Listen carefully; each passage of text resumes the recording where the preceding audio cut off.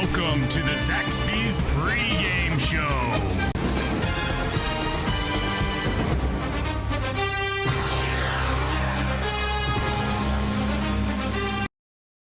Welcome to the NFHS Game of the Week. I'm Chris Delambert, Jerry Chalmers with me on color today as we are here in Richmond County, hallowed ground in North Carolina high school football. I'm looking in, I'm trying to soak it all in.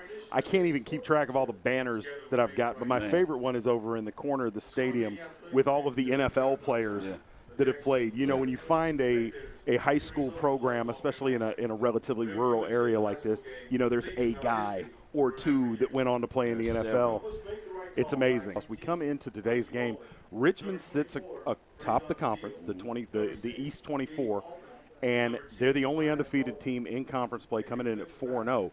Lee County, Scotland, Pinecrest, all with one loss, clumped down there in a virtual tie for second place. Right. A lot of things going to take shape over the next couple of weeks. Lee County came into this week, or into last week rather, with as tough a stretch as any team in the state. Playing Pinecrest, Richmond, Scotland back-to-back, looming next week. Stubbed their toe against Pinecrest in a game that was tight for the first half.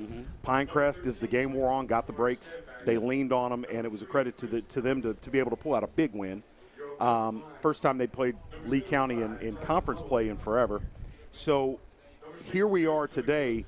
Lee County in what really amounts to a must-win game at this point.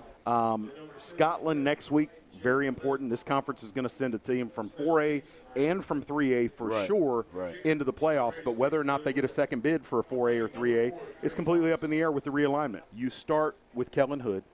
You look at highlights, and a lot of their offense is predicated on him making something out of nothing. He's their leading rusher. 100%. So he comes in with 400-yard rushing games, 10 touchdowns on the ground, 9 more through the air. Lee County has to stop him. On the other side of the ball, the performance of Will Patterson, senior quarterback in his second year as a starter, is huge, but he's not that playmaker on that team. It's his job to get the ball to the playmakers, not really going to hurt you with the run game much, has to make good decisions. Against Pinecrest last week, 26 of 28, but they only managed the 2 touchdowns. Right, there were a lot short passes. A lot were short passes, were completed passes, some shuffle passes. But I think, Chris, you know, this is what everybody's been waiting for as far as Lee County. They've been waiting for games like these right here, Pinecrest, Richmond County, because they've already been talked about saying, hey, they didn't play that schedule, but they're playing that schedule now. They are. So, hey. Well, and they're playing that schedule, and there's some, some folks back in Sanford that look at Lee County and they're like, wow. We're not accustomed to them losing a couple of games during the regular season. 4 years in their previous conference, undefeated during the regular season. Conference champs, obviously, and into the state playoffs. 2 years ago, into the state final, where they dropped the game to Weddington.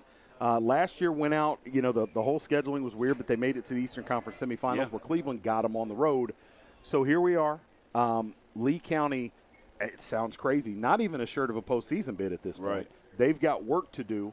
And it begins, or continues rather, right now. Any last thoughts before we take break and get back for the ball game? Man, I'm ready to watch this game. Yes, sir. I've been waiting for all this whole season, and luckily, yesterday was my anniversary. So, hey, I didn't have to go out of town. My wife actually let me come to the game. Ain't that something? So I am definitely ready for this one. All right, we'll see you on the other side of the break. Great NFHS game of the week. Lee County on the road, facing the Richmond Raiders. We'll be back after these messages.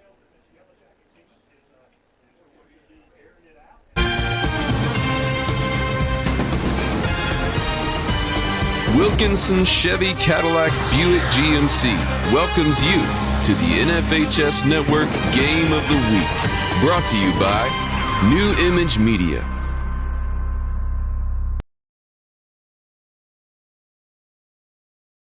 Field for the coin flip.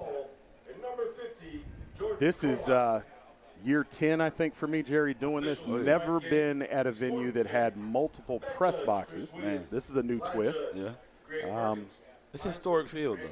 It is. It's historic. I said it's hallowed ground. We were talking in the pregame with some of the folks that have been associated with Richmond for years. The difference today, obviously, football is king down here, but the climate a little bit different than it might have been 10, 20 years ago, where Definitely. every store in town had banners in the windows and the community rallied. That seems to be, a trend across the state and across the country. But the folks here, I think, are in for a treat today. I'm excited about this ball game, sir. I definitely think so. I went and found a couple of facts about Richmond and Lee County. It's a little lopsided, but hey, I'm going to give you a couple throughout the game, one each quarter to be exact. All right. The first one I'm going to give you, Richmond County is 24-9 against Lee County all time in football. But Richmond is only 14-7 in conference play and 2-2 in postseason play. Lee County still has the best record in conference play against Richmond County than any other school. Who would have known that? Wow, now that back to your days when you went to Lee County. Who would have known that? They shared a conference, Yes. the Big East. Everybody Yes. loves to talk about back in the day with the Big East. Yeah. Well, Richmond being the only school in the county has outgrown Lee County in terms of definitely. enrollment, and Definitely. that's where these teams haven't played a whole lot of meaningful games for a while, because you've got a big 4A school here, Richmond, a big 3A team, but still a 3A team in Lee County. And with the new realignment in this split conference format, now we have 3A and 4A teams playing against each other. In terms of a 3A opponent, Lee County, I don't think there's any dispute, one of the best 5 3A teams in the state the last few years. We'll see how they match up here. The thing that Lee County is adjusting to in this new conference format is that they can't just lean on folks. They don't have the physical advantage in terms of size and speed, and size in particular against everybody, and they're certainly not going to have it today. I think, having talked to several coaches, folks close to the program, it's going to be interesting to see what Lee County's offensive line is able to do with Richmond. That said, this Lee County offensive line is as good as we've seen in years. A long time. They rotate 8 guys onto that offensive line. They're going to keep them fresh. We'll see if they can out-game plan. Lee County to kick off to begin this thing. Kennedy Hernandez out there.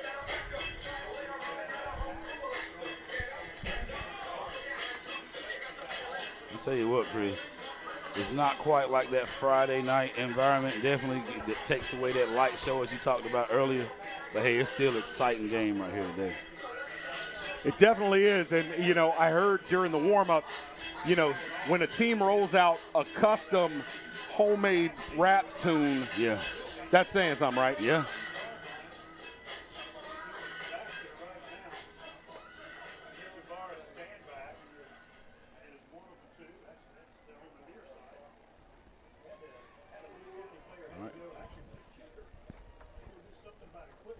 Kennedy Hernandez finally takes the field, getting ready for kickoff. We'll see if he goes with his typical pooch kick kind of. What you going with, Chris? What you think? I think we're going to get a high spinner, and not going to give him a chance to start off this game with a, there it is, high spinner. Going to be fair caught at the 31, where Richmond will take over 1st and 10. Senior quarterback Kellen Hood leads the offense onto the field.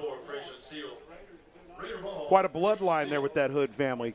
It's a definite bloodline. Hey, you got his dad, one-time Tar Heel, great Tar Heel at the time. Now his brother, Caleb, Tar Heel, and he's actually switched from quarterback to running back now, so big change in there. I will tell you that for a couple of years, watching Caleb Hood down here at quarterback reminded me of Russell Wilson in terms of size, stature, the ability to make great decisions. Kellen Hood has taken over the mantle. There's a double reverse on 1st down, and stand back into space. He's got one man to beat, and finally going to be chased down, but not until he picks up 33 on the 1st down carry.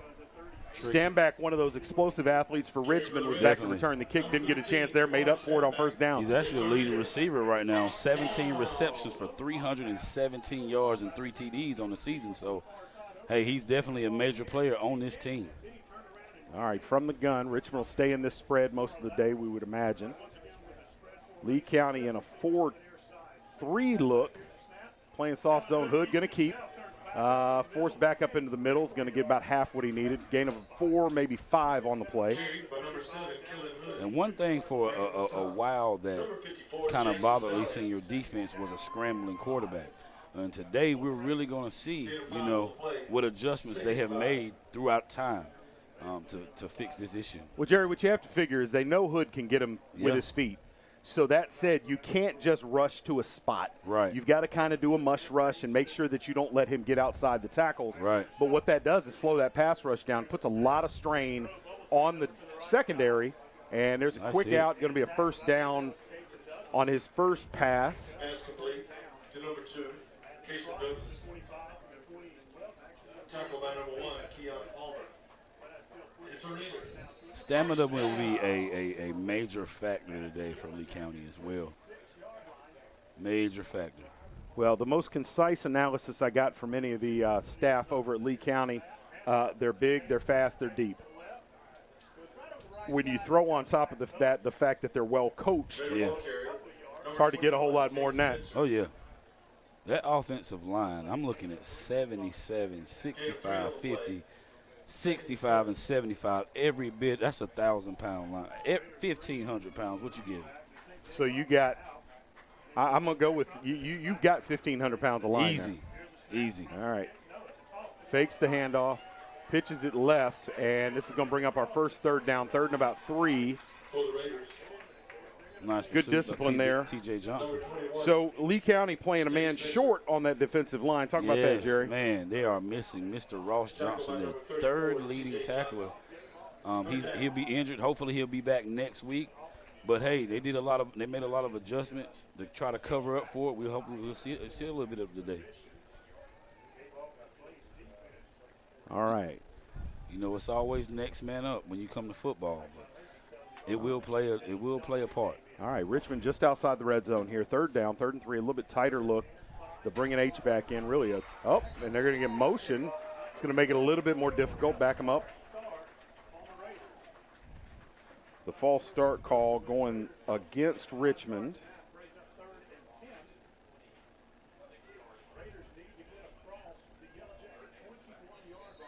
False start. All right, so 3rd and 8. That'll change the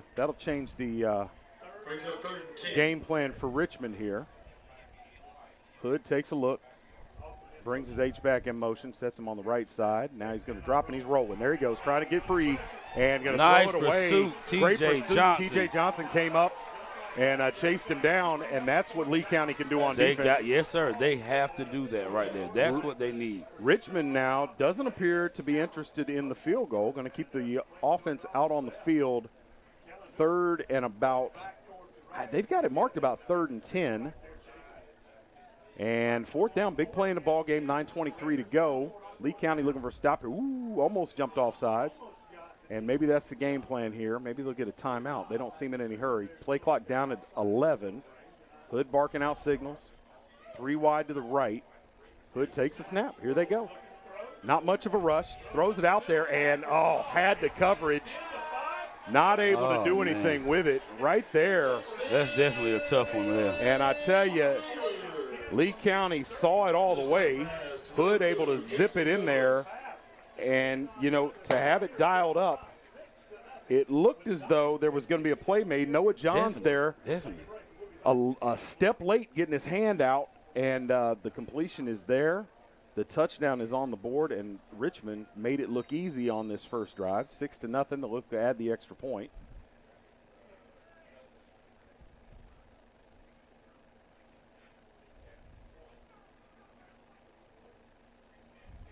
Plays like that are definitely the kick is tough. up, and the kick is down. We'll take a quick break. We'll be back with the kick after these messages.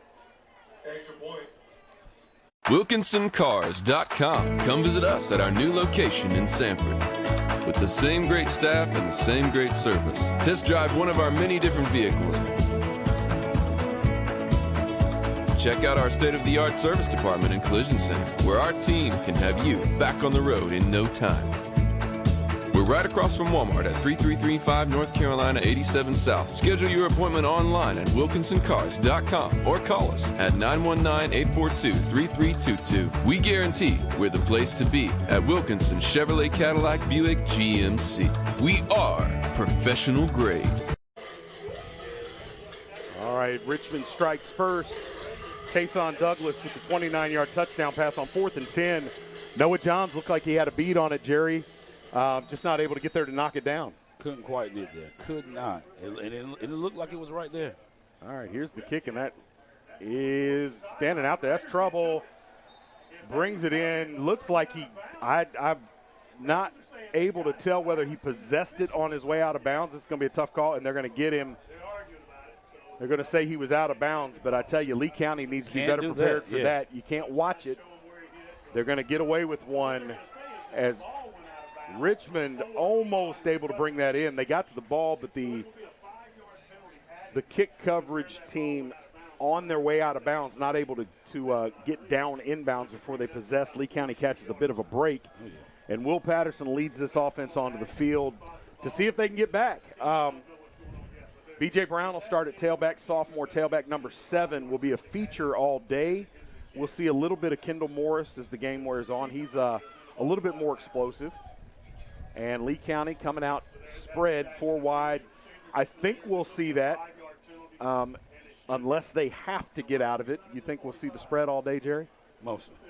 Okay. Definitely. Mostly. All right. What I'm excited about, I'm watching B.J. Brown. He's actually gotten a little better each game. So this is something we don't ever see against Lee County. 0 coverage, no safety. Patterson going to hand to Brown. Brown up the middle. Not much, maybe a yard on the run. But Richmond comes out on first down. No respect for these receivers getting over the top. So we're going to play man. We don't need a safety back. That was an interesting look. We're going to see what it does. That is odd. And their safety is actually their leading tackler. All right, they're going to come out man across the board again. No safety deep. All right, there's Brown. Brown picking his way. He's in the secondary. And big yardage up to the right side. He's going to be corralled at the 30-yard line. Nice pickup. Nice pickup. 28 on the gain. So on first down, he couldn't get anything. Second time around, he picks up 28 in the first down. Lee County in plus territory at the 30-yard line, 1st and 10. All right, Kendall Morris checks into the game, number 11. A little bit more explosive than Brown. Maybe not quite as effective between the tackles, but they really run the same set of plays for Morris. Yeah. All right, Patterson going to pull it, sends it, and a little miscommunication between he and Eli Garrison on the play. Garrison stopped. Patterson thought he would continue on and unable to hook up 2nd and 10. Tell you what, if he would have continued on, he definitely had a major game right there. Well, Patterson wanted to sit down in the zone, or excuse me, Garrison wanted to sit down in the zone. Patterson wanted to keep going, and like you said, as he hits him in stride, Garrison might go for a while. All right, if you're putting the offensive game plan together for Lee County, you could have anticipated a lot of things. Playing 0 coverage so far, Richmond, that was a little ugly. Looked like it should have been procedure. And Patterson, who went 26 of 28 last week, misses on his first 2. Tyreek McKendall, the all-state receiver who leads in every category in that receiving core, unable to call it in, didn't have much there anyway. All right. 3rd and 10, probably 4-down territory right now. Patterson fakes it twice, run the counter, ball's out, and they're going to lose yardage. I don't know if that was misdirection or miscommunication. That play took a little long to develop. But in the end, a little too long to develop. Lee County able to jump on it, but not until after they've lost about 4 here at the 34-yard line. What do? You can't really punt it from here. There's not a lot of yardage to pick up. Out of field goal range, you're looking at 51 from here. Looks like they're going to go for it. I'd definitely go for it in this case. You know. I'm with you. I mean, if you punt it into the end zone, you pick up 14 yards of field position. All right. Big play right here. All right, 4 wideouts. Patterson drops, looking. Down the seam, he's got it. Man, he overthrows him. And Patterson, under a little bit of pressure, just let that one go. Got a little too much air under it. And McKendall, who was there, blown right past the coverage, can't haul it in, and Lee County will turn it over on downs. First drive, 1 big play there. Richmond not jailbreaking on Patterson, but he needs to settle down. Yeah, he did. I still think he keeps that ankle in his mind. I watched him just a few times, just kind of stretch it out a little bit on the field. So maybe that can have a little bit of issue in his play, but We'll see how he gets past it. All right, the Lee County coaching staff, they drew up some things that were open, just not able to execute. Now, Kellen Hood, no nerves there on that first drive. He'll come out looking to add to a 7-0 lead. A 3-man front from Lee County. Now they bring a linebacker, and they wrap Hood up. He faked it, they tried to keep, and that's going to go for negative yardage. Once again, that defensive front for Lee County. Nice read there. Causing havoc. Loss of 2 on the play. 2nd and 12.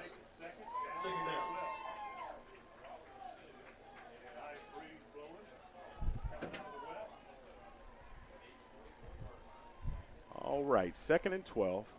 Hood taking a look. 3-man front again for Lee County. Walking up a backer. Here he comes. And there's the pitch to the right side. And good job at chasing that down. That looked like that might be real problems. But it'll bring up 3rd and about 3, maybe 4. We're used to seeing Landon Johnson telling those back in right there. I tell you what, Tay Spencer, a guy that looks like he's always just a step away. Man, he's 71 carries, 509 yards this season. So he definitely carries the load outside of Mr. Oh, and Lee County going to make it easy for him, it looks like. Offside flag comes down. That'll be a free first down. Lee County getting a little anxious. Tyreek McKendall checks in at safety. I'd be interested to see how much he plays back there. And a lot of this teams, a lot of their leading stat leaders, they're actually juniors. So they will be right back next season. And the JV team they have a lot of talent as well. You know, Lee County JV really gave Richmond a game the other night. Started out 20-0, but the second half, Richmond County, they just rolled it on over them. All right, here comes jet sweep. Number 3 on the carry, slowed down. Now gets pop, breaks the tackle, and they're there to clean it up. There's Mr. Io. Io out of Sonia, the sophomore. The sophomore. Number 6 broke into this varsity lineup a couple weeks ago and is playing a more and more prominent role as time goes on. He is high energy. He is a high energy player, and he will be good. Well, what he means coming up to the varsity is that they can game a little bit with T.J. Johnson and JoJo Jennings, who have driven that linebacker core for the last couple of years.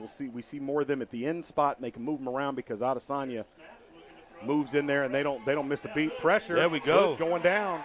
And is that slink? It sure is. Landon Johnson, last week's defensive player of the week in there with the first sack of the game.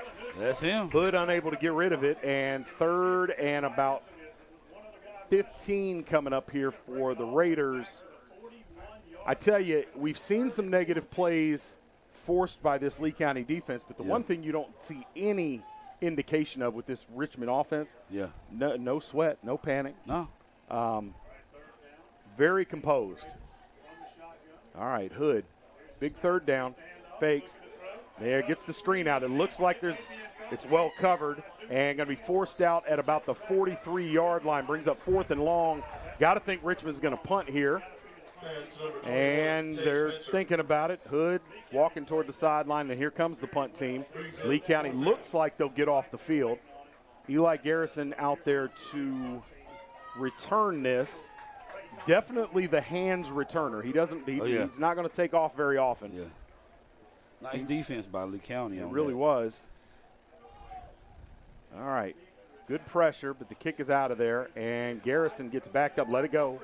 And it's going to bounce, luckily, into the end zone for Lee County, and they'll set up shop 1st and 10, see if they can execute a little bit better than the first drive. About 4 minutes to go in the quarter.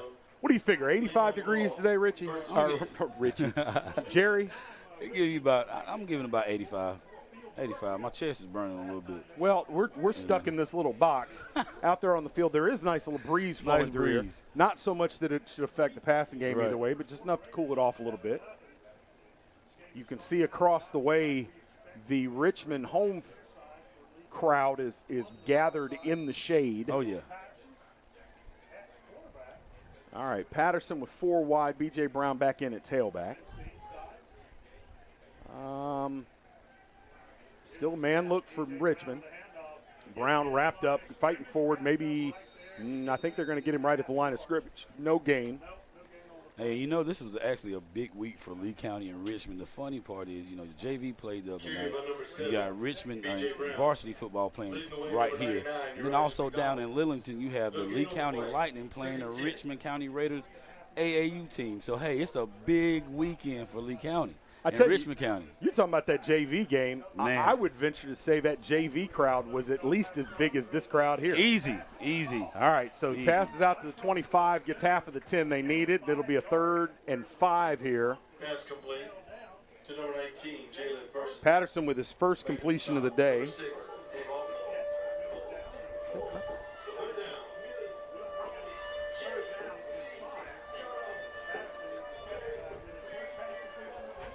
All right, the air raid siren for the Raiders.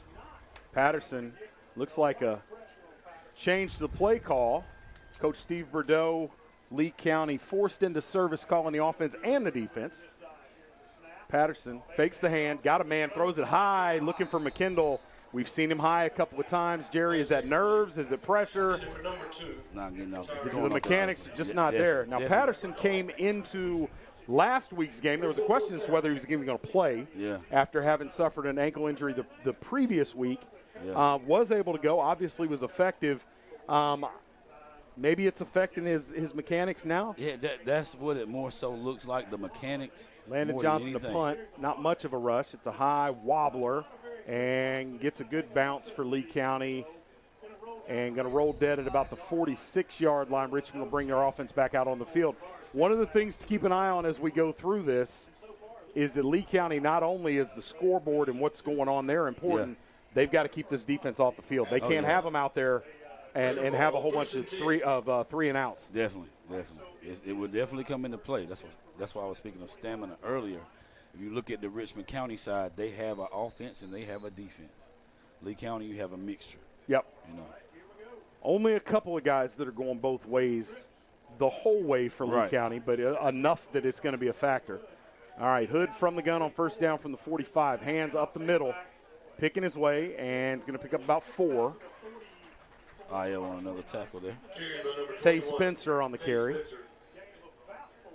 Tackle by number 56, Ross Johnson. Well, they must want Ross here.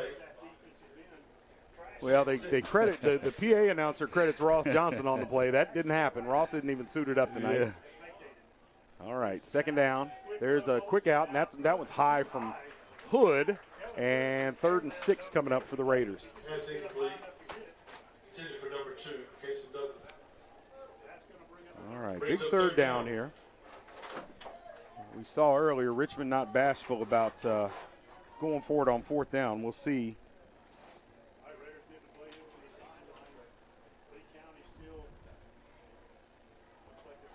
Both teams doing sort of the same thing on offense. No huddles. This will be a big They come out in that spread. Everybody turns to see what the call is.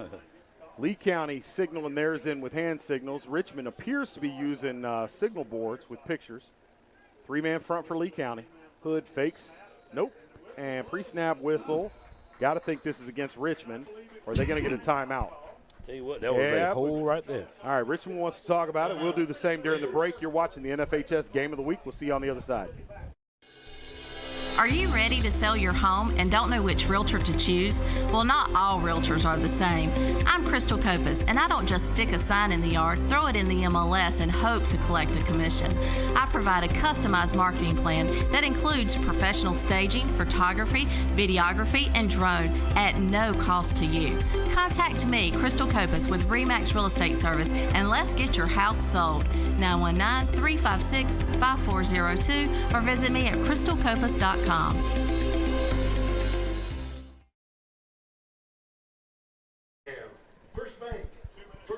Welcome back. 7-0 Richmond over Lee County early in the ball game. Still 2 minutes to go in the first quarter. Richmond didn't like what they saw on 3rd and 6. Called a timeout. See what they dial up. They're still talking about it. Mentioned just a moment ago, Coach Bordeaux, the Lee County Yellow Jackets, has always called his own offense since getting to Lee County. up to this year, Andre Jacobs was the defensive coordinator and had called the defense. Late hire as Coach Jacobs got a head gig at Middle Creek, and the solution was for Coach Bordeaux to call the defense. All right, nothing doing there on that third down. You come out of a timeout, you think there's something a little bit more creative. They try to run it off tackle, and nothing there. 4th and 6, loses about a foot on the play, and the punt team will come back out for Richmond again. I tell you what, impressive kick on the first punt. We'll see what happens this time around. DJ Schleprock, our producer, rolling in here with a literal boulder to block this door. That's interesting. All right, there's a snap. Punt is away. This is not a great kick. It's going to touch down at about the 30 and go take a right turn and be down at the 22. So essentially the same result as the touchback would have been, 27, so it's not. Lee County gets a break on the bounce there. Will Patterson leaves the offense out on the field. They know what they want to do. Nice defense. Now here, so outside of a broken play, well, I won't call it a broken play, but a play that could have been stopped. Hey, this game could be 0-0. Right? Yeah, I mean, Noah Johns does a great job at that weak side linebacker position, containing. Got asked to cover there and was just a step behind, but the defense was there. They knew it was in front of them. The pass rush has been good. I wonder here, Jerry, do you try and dink and dunk a little bit and get some completions under Patterson's belt, or do you try and break out? And I tell you, good coverage there. The mechanics from Patterson, there's an issue. Definitely. It's the ankle. It's the ankle. You know, I looked at the film last week. You could see the same thing. You know, he was his mechanics were off because of the pressure that he's putting on that ankle. He's still feeling that. Almost a little bit of a shot put action there on the delivery. 2nd and 10. And they're going to hand to Brown. Brown has a little bit of space and great tackle on the outside. That could have gone for a little ways. Carried by number 7, B.J. Brown. If he'd have went inside the block, he definitely has some yards. Yeah. Gates broke free of that block and was able to stop what otherwise would have been a big gain, number 1, over there at that corner position. 3rd and 7 here for the Jackets. Inside a minute left in the first quarter. The air raid siren goes again. Brown in the backfield, 4 wide, 3 to the right for Patterson. Takes a snap, looking the other way. Here comes the screen, and that's picked, and that's going back to the house. Patterson tried to trick them by alignment. Richmond saw it coming from a mile away, and when you turn your head to let that screen go, it's got to come out. He turned and waited, and that was the step that Richmond needed. 13-0, 30 seconds to go in the quarter, and Patterson really hobbling coming back after he tried to chase down the defender. This could be a big development in the game, Jerry. The backup quarterback for the Jackets is Mark Schlesinger. Has a little bit of experience, but they have to change everything that they do. He's not going to come out and throw 30 passes in a game. Definitely not, but I know throughout practice this week and last week they definitely worked on a lot of the packages in case Will would not be ready. So in the fact that if Mark Schlesinger has to come on the field, he will be ready. I can tell you that. He will be ready. Well, Patterson obviously disappointed. A little bit of deflation, I suppose, going on the Lee County side of the field. Richmond not a team you can play catch-up against. It's hard. And I tell you, if they get into a situation where they have to throw the ball too much, Richmond going to pin their ears back and really make this difficult. Lee County needs to stop the bleeding quickly. They'll kick off here again. Another quick turnaround. That defense is going back out onto the field. Yeah. And here are 14-0 with 30 seconds left in the first quarter. All right. Lee County, B.J. Brown and Tyreek McKindle back to receive the kick. Last time we saw, I don't know if it was intentional or not, the kickoff ended up being a squib and taking a right turn, and it was really trouble. We'll see what the plan is this time for the Raiders. Tell you what, he's a nice-sized kicker out there, I tell you that.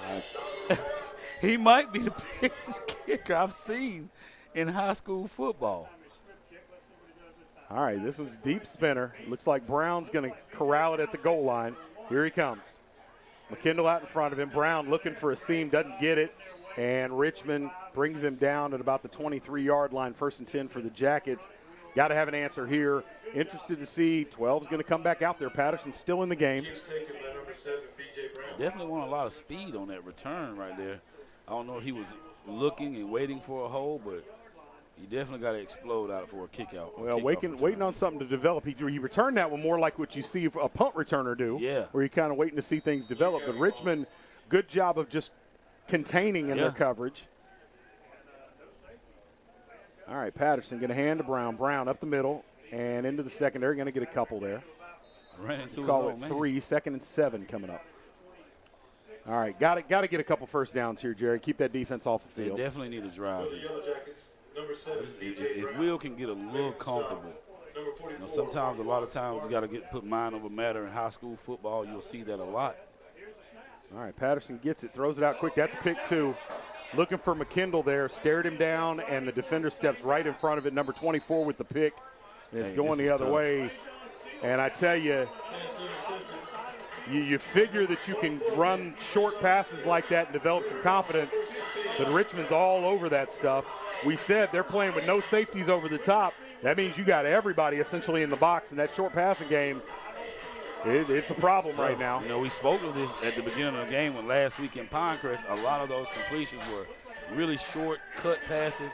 They're not there. If they watch that film, hey. That's brought us to the end of the first quarter. They're going to change ends. Hopefully Lee County gets this thing changed directions. We'll be back after the break with the second quarter.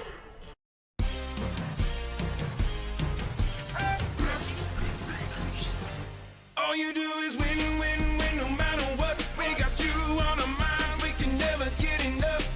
Every time you step into our building, everybody's hands go up.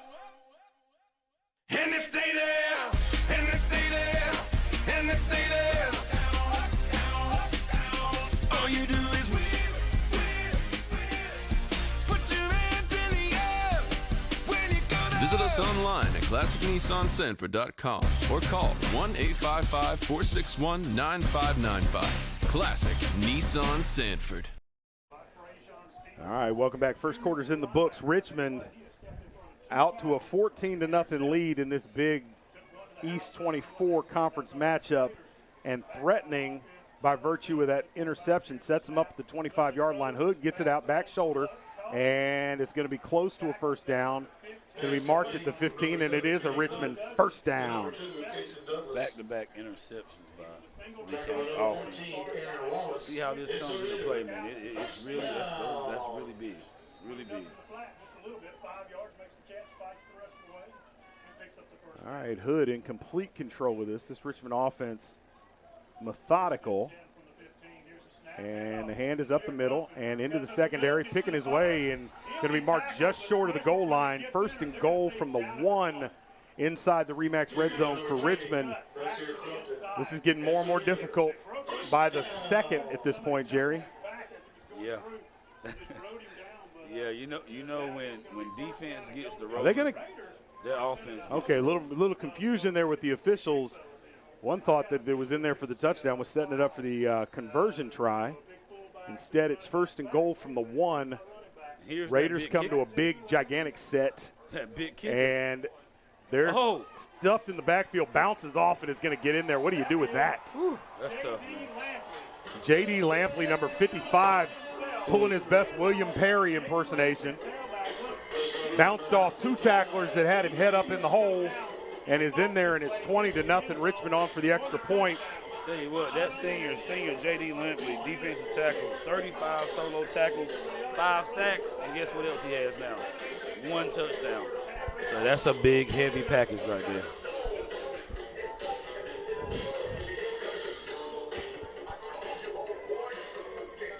All right, Billy West on for the extra point. Serenaded by MC Hammer. Not the start that Lee County was looking for. Definitely. What do you tell your players right now? If you're Coach Bordeaux, what do you tell your players right now? Jerry, I'm not sure. I'll be honest with you. I mean, they had to know coming in here, you got to play a clean game. That's the thing that everybody, all the observers of Lee County football had. It has to be a clean game. You know, Lee County might be a little overmatched side speed-wise, but it's going to come down to turnovers, penalties, efficiency. Will Patterson, for the last year and a half, has been efficient, if nothing else. Yeah. You turn the ball over twice in what really is your bread and butter, that underneath passing game. When you can't get that going, getting the vertical passing game going is going to be that much more difficult. Mm-hmm. The run game, you're not going to come in here against Richmond and run the ball for 4 or 5 yards a clip. No. You're going to run that ball to set it up and hopefully get an explosive play or two and set up the pass. At this point in the press box, you got to be like, where are we going to go with this? I would imagine that what we're going to see is more of what Lee County's done, except that they're going to be looking to execute better. Yeah. Maybe they've diagnosed something. Maybe they can get it going. But you can't come in. I mean, when you run a screen pass, the last thing in your mind is that it's going to get picked off and taken back to the house. Right. And then you turn right back around and you've got a 2-yard stop route, and it gets picked off. That's got to be frustrating. They definitely watch film, and I can tell you if Lee County went and watched film against the only loss for the Raiders have this year against Cardinal Gibbons, their DBs are really good in tackling, but you have to force them to cover. Well, we saw from the very first snap of the game from that Richmond defense, they're playing zero safety. What that says is you're going to have to get the ball down the field. Yeah. Now, Lee County had one shot down there and wasn't able to convert. The ball was overthrown by Patterson. There's Brown. Uh-oh! That Brown might be a with problem. a chance to go. Here we go. That might be trouble. They're trying to chase him that's down. it Brown there. got That's work to 7 do. there. And B.J. Brown's going to get Lee What County a on play. the board. Touchdown. 95 yards play. on the return. That's the kind of break Lee County needed. They needed that. Now, you say, what do you say to your team now? Now it's a completely different conversation. Yes, completely. Down 2 scores. Lee County still got the second half kickoff in their pocket. They need to stop here and get on the board one more time before halftime. Here we are early in the second quarter, 21-6 now. Richmond up on Lee County. Good news is you get a splash play. Bad news is defense got to come right back out Right there. back on the field. All right. Kennedy Hernandez on the kick.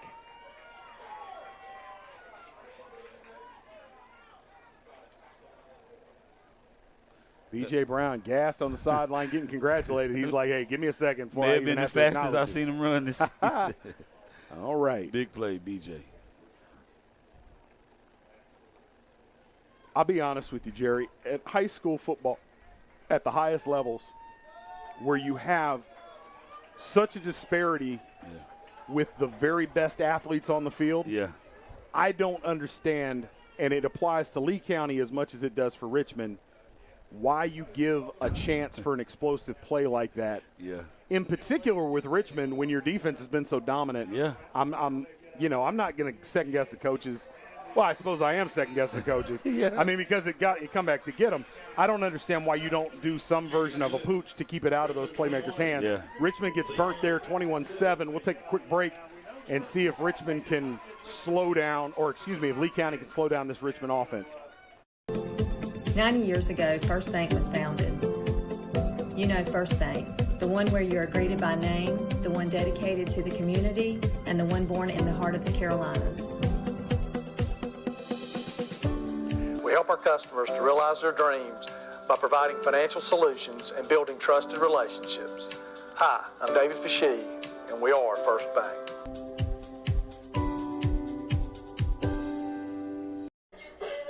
All right, welcome back to Richmond County. Big turn of events there. Lee County, nothing going their way, gets on the board on a big kickoff return by B.J. Brown, the explosive sophomore. Jerry, you made an excellent observation during the break. Part of that set up by the bobble on the catch. Oh, yeah. And it throws the timing off for the coverage team because there are a few more steps and strides down the field. Definitely does. B.J. Brown able to exploit it. Certainly not something you want to do by design. Right. But it changes the timing. Brown able to exploit it with the big return where he was able to outrun everybody. We don't get to see him stretch his legs out that often. Yeah. But Brown can go. That was a nice one. I'll tell you what, I'll bring back another fact for the second quarter. This may seem a little biased, but they're not, because, of course, I'm Lee County. But most of these are for the Richmond side. The Raiders have outscored the Yellow Jackets 757 to 481 and had an active 15-game winning streak. So we're really seeing if we can do some damage here today, hey, they'll make history. All right, they're going to kick it deep, and it's over everybody's head. Oh. And, ooh, I tell you, that would have been very interesting. It checked up just short of the goal line, goes in for the touchback. If that thing had stayed there, hey, I'll tell you what. Jason Douglas didn't expect to have it kicked over his head. Hernandez, we don't see him kicking into the end zone that often. much. We don't see, but maybe that's what's needed. All right, here we go, Richmond. You look at the scoreboard and you think, well, it's 21-0. The offense is in control. The offense has been hit or miss. Set up with great field position on the last drive after a reception. And, of course, the defense got the return for a touchdown on another one. So only one sustained drive that wound up in a score for Richmond. Right. And that came on a broken coverage on a fourth down. So Lee County's able to do some things. Hood looking for a man, unable to connect. 2nd and 10. Nice coverage by Palmer right there.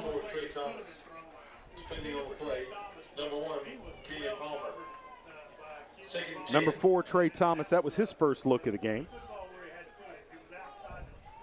And I can see already Hood likes that back shoulder throw on those short routes. Yeah. It keeps it away from the defender, but you have to be a little bit more precise because you're asking your receiver to change direction. All right, Hood on 2nd down. Here comes pressure from Lee County. Oh, Hood, good decision. Turns it up in the middle. He's doing damage into the secondary and dragged down near the 35. He'll have a first down. First of all, great decision by Hood there. Then able to use great feet and pick up big yardage up the middle. First down for the Raiders. Now, you know, he moved actually in from receiver to play quarterback. We've talked about it at length, Jerry, as it applies to these Lee County athletes, and there not being a lot of traction in terms of recruiting. Right. Slink with the big play, finally going to wrestle him down for no gain. We've talked about the absence of offers and much recruiting energy being invested into what we feel is a couple of Lee County guys that are Division I talents. Definitely. Richmond dealing with the same thing. Definitely. And no clearer picture than Kellen Hood.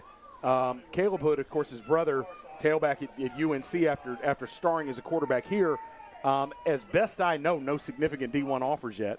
Right. And there's a short pass. It's actually behind the line of scrimmage, and great tackle out on the edge. Nope, he's going to stay on his feet. Not quite forced out of bounds, but needed 9, only gets about a yard. Swarming to the ball, the Lee County Yellow Jackets able to stop Richmond. And Richmond now with a decision to make. Ball at the 37-yard line, going to keep the offense onto the field. 3rd and 7. And I wouldn't be in any hurry to set Lee County up in good field position given they've got the momentum. Oh, no. The Richmond coaching staff disagrees. They're going to take a chance here on 3rd and 7, or at least it appears they're going to. And now for the first time they're going to, I guess that's what we call a sugar huddle. All right, 4th down. Or 3rd down. 3rd down. Well, I apologize. Forget everything I said. Hood going to take off and run. Nope. Fakes, now pumps, now has a man, and down at the 45, and they convert. And I don't know how I got off track, but that was 3rd down and 7. My apologies to everybody at home. So first down there. I'm really surprised on the completion. Didn't run that ball. And Lee County defender on his way to the sideline. That's JoJo Jennings, number 22, All-American linebacker. We'll keep an eye on that.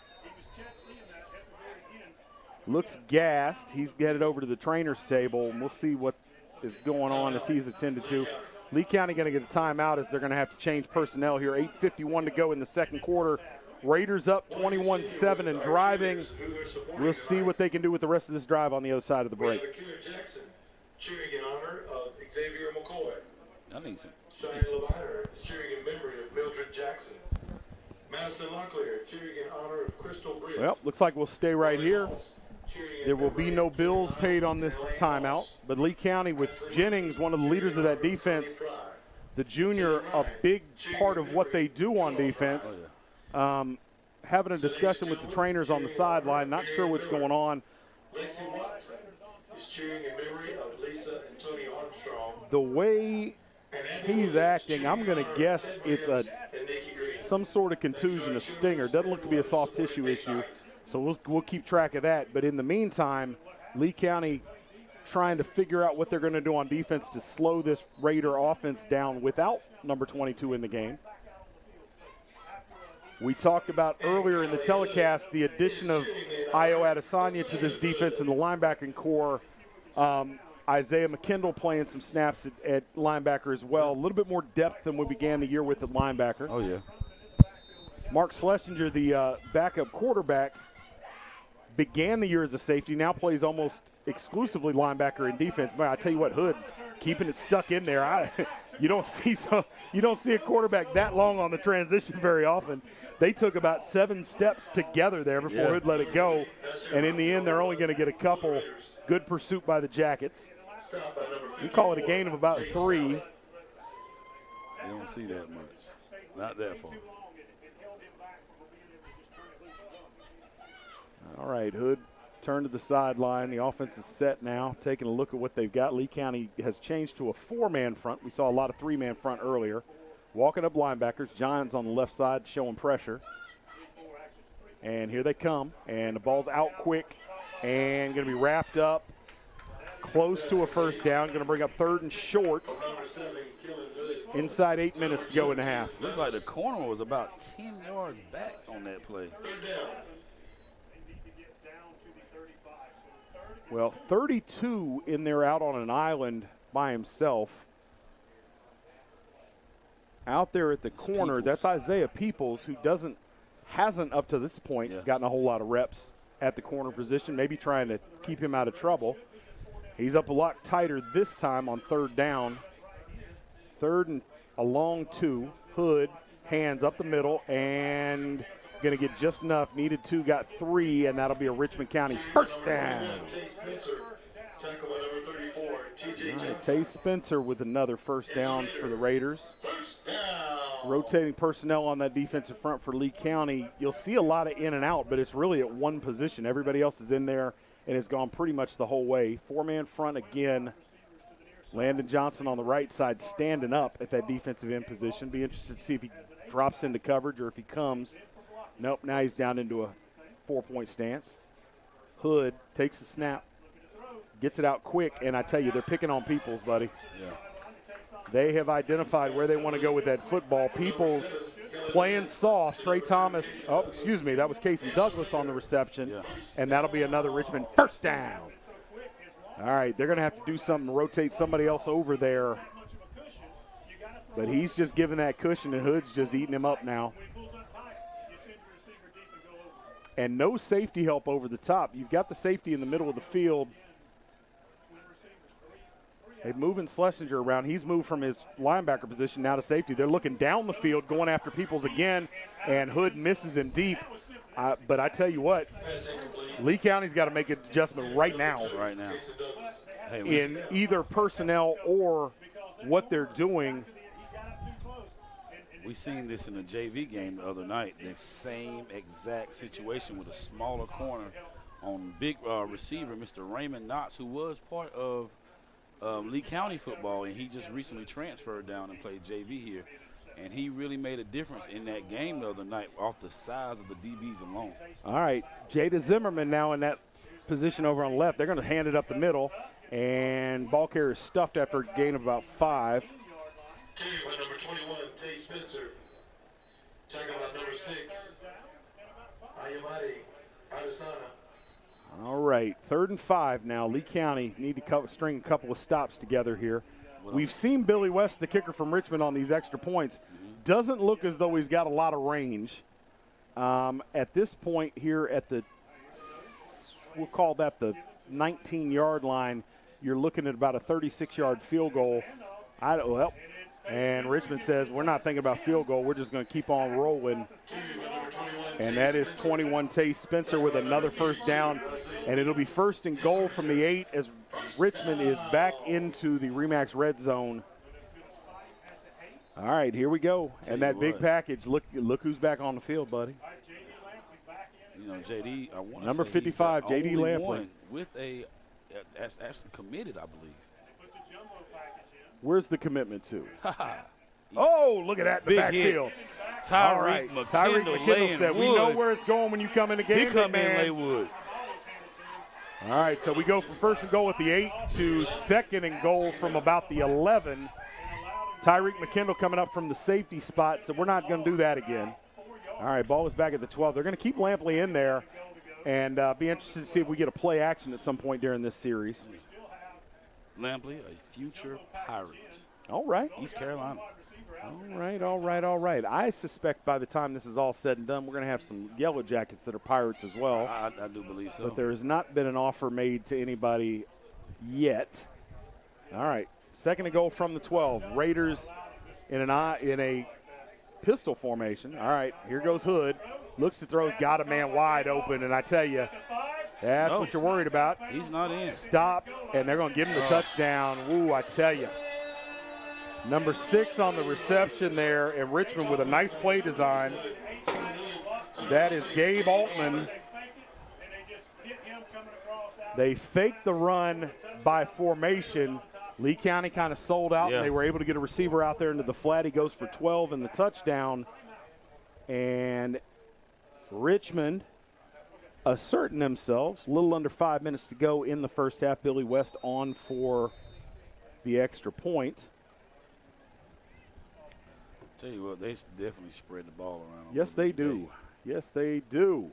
And that one is no good.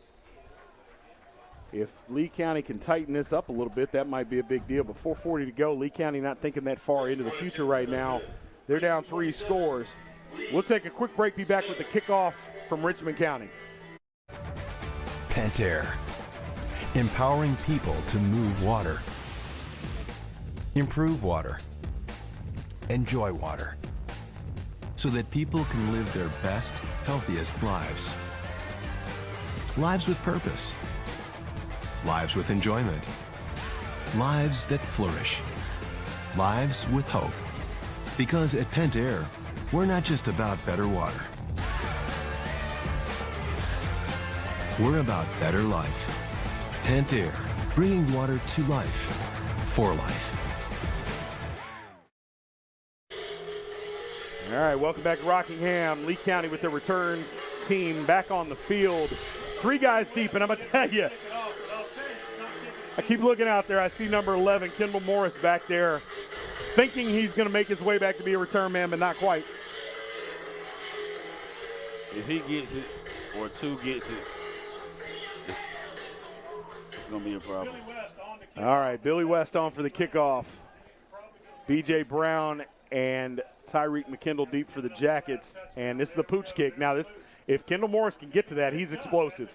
All right, Morris dancing. And good coverage there by Richmond, and I tell you, that's something that's going to burn somebody at some point, because I'm going to tell you right now, if I was putting that special teams together, Morris would be my return man in both phases. Morris unable to get moving there. And here we go, Lee County. If you're scripting this perfectly, Lee County runs about 4:33 off of that 4:34 left in the half, punches it in and goes into the half, down a score. But I don't know if you can kind of script that or if you just take what you can get here. Patterson really not having his best day. Now we have seen him get hot and be streaky. We'll see. Yellow Jacket fans hoping he can get it turned around. All of the damage done by Lee County thus far was in the return game. Other than that, it's not been good. All right, Brown in the backfield. Definitely want to get this offense moving. 4 wideouts. Here comes Patterson. Going to hand to Brown. Brown into the secondary. And B.J. Brown, the dynamic sophomore, gets 13, 14 on the carry. Gets spun down. Gets up a little slowly, but has the first down. Definitely good. Brown comes from a line of athletes, brothers and sisters, where his father at one point, his mother softball, 2 sisters softball. Fakes, throws, and should have been picked, and that was behind everybody. Patterson looked like he rushed it looking to try and get the ball down the field to Aaron Wallace. Wallace, the speedster, maybe the fastest member of a very fast Lee County team. Oh, yeah. We haven't seen Wallace on offense here in a few weeks. I've kind of wondered to some people if they're keeping Aaron Wallace off of film because in the screen game, if he gets a step, he's gone. McKendall checks in for Wallace. Patterson going to hand to Brown. Brown dances, got positive yardage into the secondary again. Going to bring up third and short. Gets 8 on the carry. And Brown, a little gassed, I think is going to shut. Uh-oh. All right, there's an injury on the field. One of those big offensive linemen for Lee County down. They're going to check on him, and while we do, we'll take a quick break. You're watching the NFHS Game of the Week. Something big is coming. Something so big, it'll change the world of chicken sandwiches. Zaxby's new signature sandwich with Zax sauce or new spicy Zax sauce. Because the chicken sandwich war ain't over yet. The new signature sandwich. All the other little sandwiches can run along. We'll take it from here. All right, Richmond up 27-7. Big third down coming up for the Jackets. Wyatt Rickard injured on the play. Got off on his own power. Doesn't appear to be anything. We'll call it a contusion. We'll call it a little bruise. Yeah, we look like he got kicked where the sun don't shine a little bit. That's what he's all right. He's all right. Listening to our radio commentary on the other side, doing some squats there. All right, 3rd and 3. Got to think it's 4-down territory here for the Jackets. Richmond showing man coverage. Patterson needs a big play here. Here we go. 3:41 to go in the half. TJ Johnson in at the tailback position, and there's a procedure call. He had 2 men in motion, and that's going to come back. Tyreek McKendall down the sideline, pushed out of bounds, and they're going to get a block in the back down the field. That was a mess. So Johnson hadn't set at the tailback position when McKendall came in motion. Again, that's Lee County moving a little bit too fast. Take your time and let it be there. So when you bring multiple men in motion, everybody has to be set. Now we'll see what the call was downfield. I assume it was a block in the back or a hold. They're only talking to the Richmond sideline. So I'm thinking that both calls are against Lee County, and they're going to have their choice. And it's kind of wonky because if you take the penalty down the field, you've got to get the yardage and then walk it back. I think they're going to take the pre-snap, and it'll be 3rd and 8. We'll see what we do here. Trying to do a little cipher and math on the run there. You on it. I'm still waiting on the word of the day, the word of the game. We're waiting on your word, Chris. All right, so they're going to mark off 5. Yes, sir. They take the pre-snap procedure penalty, 3rd and 8. And looking at it from where that holding call was down the field, it looks like it would have been a little bit better position for Lee County. Here we go, 3rd and 8. You pulled one trick out of your bag there. I don't think you go back to that well again. McKendall's still in the game. Split wide right. He's the inside of the 3 receivers. Garrison to his right and Palmer out wide. Patterson looking tight, throws it to Aaron Wallace. Wallace has to come back for it and go to the ground, and that's going to bring up 4th and 10. Richmond not going to let him get him with that short passing game, Jerry. It's not happening. 3 minutes to go in the half, and Lee County on to punt. Landon Johnson has the duties. Richmond sitting on that short passing game. Patterson noticeably anxious and not a whole lot of success. All right, fair catch signal 4 at the 17, 18-yard line, and Richmond will take over. Javaris Stanback there hauls it in. Richmond going to be looking to do exactly what I said Lee County was, and that's run that clock down to nothing and get another score here. Lee County looking for a splash play on defense. I would bet you we get a healthy dose of Tay Spencer in the run game. If he can get to the second level, he can hurt you. And maybe something by design, maybe a rollout for Kellen Hood where he gets a chance to make a big play either with his arm or his legs. We've seen good decision-making pretty much the entire way from Hood. A lot of hoopla surrounding him. He's obviously playing for a high-profile ball club, especially when you look at the East. Yeah. And there's a hold on Richmond in the backfield. Spencer's got it and is going to have good yardage, but that's all coming back as Landon Johnson was held. You know, a lot of times. And the referee signals to the wrong season. The referee's twisted up. He signals to the wrong side. But that's going to be a big play because that was in the backfield. They've got the penalty spotted all the way back at about the 12, and you're going to lose half the distance from there. You'll get 6 on that. If I'm doing my math correctly, you should have first and about 21 from the 6-yard line when they get done with this.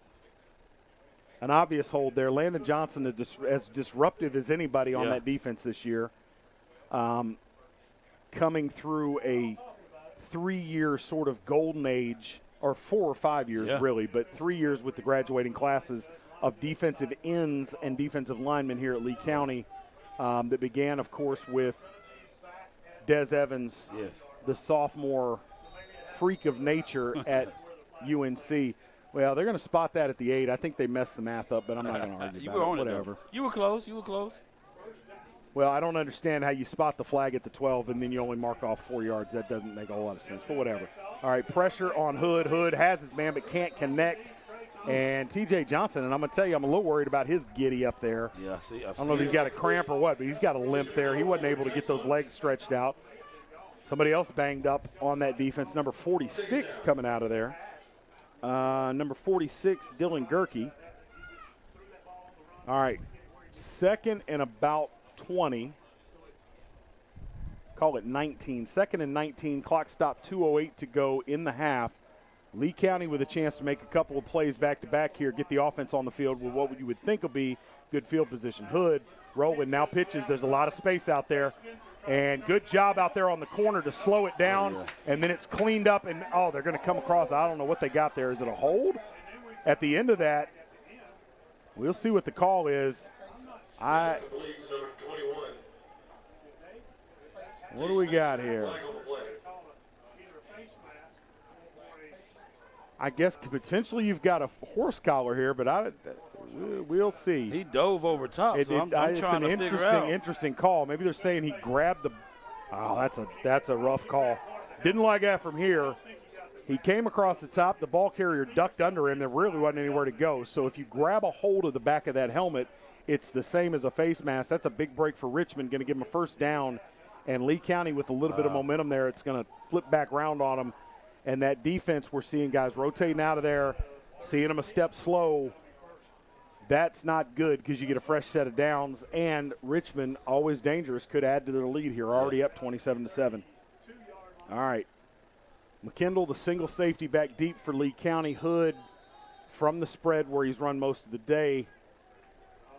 Tay Spencer in the backfield with him. Hood fakes to him. Here comes the rush. There's a screen set up, and ball's out and going to go out of bounds. Everything bouncing Richmond way right now, Jerry. Yes, sir.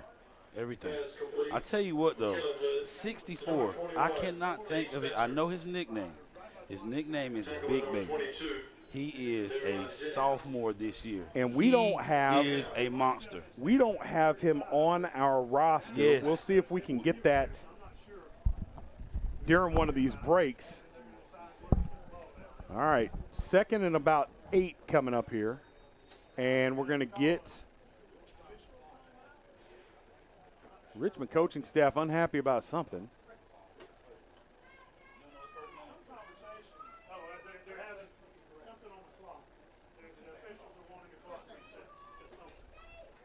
All right, some clock issues here at Rockingham. And I think the clock ran through that last flag. Oh, yeah. They're trying to reset it. It's interesting because it looks like the Richmond coaching staff is trying to communicate the issue to the press box on the other side of the field. Right now our clock says 15:20, and that's obviously not accurate. So 64, Prince Lamarson. He actually transferred from Southern over to Lee County this year. He is a sophomore. He is Des Evans' size. That's a big young man. I'm telling you right now, we will talk about this kid for the next 3 years. I promise you, Chris, we will talk about this one right here. Well, I mean, getting one of his first tastes of big-time action in here against Richmond, You say Des Evans' size. I'm going to say maybe Des Evans' height. I don't know that he's as broad as him yet. He's there. Here we go. Hood on 2nd and 8. 3-man front. Now they bring pressure. Johnson coming off the side, wears out the back. And I tell you what, another hold. They're going to get a hold on Johnson again, and that's going to negate a big play for Richmond. And the referees are taking over this game. But that, again, an obvious hold. They can't do anything with Landon Johnson. You put them two, Lamarson and Johnson, are side by side right now. Well, we knew this was coming. This is an adjustment. We had the inside information that they had moved Johnson, sliding him inside more. Now, what we had seen was T.J. Johnson and JoJo Jennings playing end. Yeah. Number 64, Lamarson, he's a new toy for this defense. And right now, Richmond doesn't have much of an answer for it. Oh, yeah. He's a problem, man. And even though Lee County is showing a 3-man front, they're walking T.J. Johnson up sort of into a defensive end position. 22, JoJo Jennings still not back in the ball game, or is he? Yeah, he is back in the game. Back. Okay. So you have 22, JoJo, you have Io, and TJ in your linebacker core right now. Well, and it depends on what you want to call Mark Schlesinger's position. Number 8's lined up man coverage in the slot. Is he there as a linebacker? Is he there as a corner? Is he there as a safety? I don't know. One way or the other. He turns that up inside. Good contained by Schlesinger on cue, and the rest of the defense rallies. Big 3rd down coming up now. Inside a minute and a half. Got to start thinking about the clock, and we're going to get a timeout by Lee County trying to manage that clock, hoping to get the ball back. 1:27 to go in the first half. Richmond up 3 touchdowns. Big 3rd down and long coming up. We'll see if they can convert on the other side of the break. Lamco Homes. From concept to design, constructed to fit your lifestyle. We use only top quality finishes to make our house your home. Lamco Homes. Our standards are others' options. All right, welcome back to Rockingham. Big play in the ball game here. Richmond in control, 27-7, but with a minute and a half left to go in the first half. They're facing 3rd and 14. Lee County, if they can force a stop here, gets the ball back with a chance to pull this, cut it to a 2-score game before the half. First things first, got to make a stop here, Jerry. What do you think Richmond does coming out of the timeout? Play action. How effective is play action on 3rd and 14? Watch. All right. How effective? I mean, we've given every pass play downfield. We've given it up. All right. If you look and you just. All right. Let me make an observation here. Let me make an observation here. As they were coming out of this, number 3, who's in the slot, lined up to the right. Yep. And Kellen Hood just had a moment where they dapped each other up. Yep. Let's see if they try to get him down the seam. He's got man coverage. Fakes. Nope. Hood going to keep it. Asking a lot. And he gets outside, cuts it back up, and he's going to have it. Needed 14. Has about 21 before they're able to bring him down. And I tell you, what a play call, man. I mean, when you can do that on 3rd and 14, come on. All right, a minute and 18. Clock will wind. Richmond is at midfield. I tell you, man. He's an athlete, man. Yes, he is. He's an athlete. There is no doubt. I don't know necessarily that his position at the next level is at quarterback, but it's somewhere. All right, Hood rolls to the left. No pressure. Gets it out. It's high. It's on the sideline, and they're going to give it to him. Good catch. Able to get a foot in. Standback able to reel it in. Nice catch. And Richmond is on the move. Minute 2 left to go in the half. High delivery there from Hood, but Standback bailed him out. Able to get that foot in as he was backing out of bounds. And with a couple timeouts left in their pocket, Richmond under no pressure right now. We commented earlier, they don't show any anxiety on this offense. They just kind of get up there and do their thing and know they can execute. Johnson forces Hood to run. Hood doing damage into the secondary. Not going to be dragged down until he gets to the 13. Big gain by Hood there. Inside a minute to go. And I tell you, pick your poison with this guy. Man, he can stick his foot in the ground. Ooh. All right, Raiders going to get a timeout. Clock stop with 51 to go. Set up at the 15-yard line with plenty of time and a timeout left. looking to punch it in and put Lee County to sleep here. We'll take a quick break and be back on the other side. 90 years ago, First Bank was founded. You know First Bank, the one where you are greeted by name, the one dedicated to the community, and the one born in the heart of the Carolinas. We help our customers to realize their dreams by providing financial solutions and building trusted relationships. Hi, I'm David Fashee, and we are First Bank.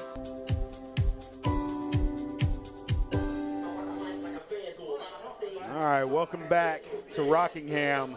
There you see one of those banners on the far side. That's my favorite list of all the NFL players that have come through this Richmond program over the years. It is a significant list. I was going to try to count, but that's a lot. That's a lot. That's some prestige right there.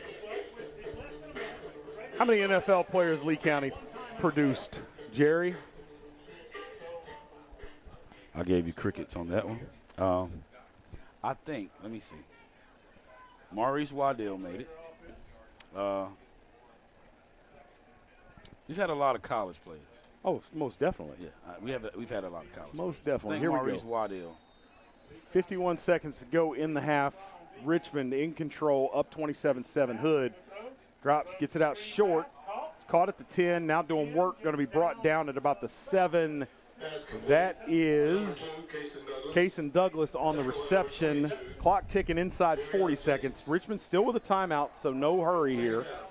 Hood, been here before, takes a snap, and going to keep it, and going to get close to the goal line. Touchdown, Kellen Hood doing what he does. 26 seconds to go in the half. 33-7 Richmond.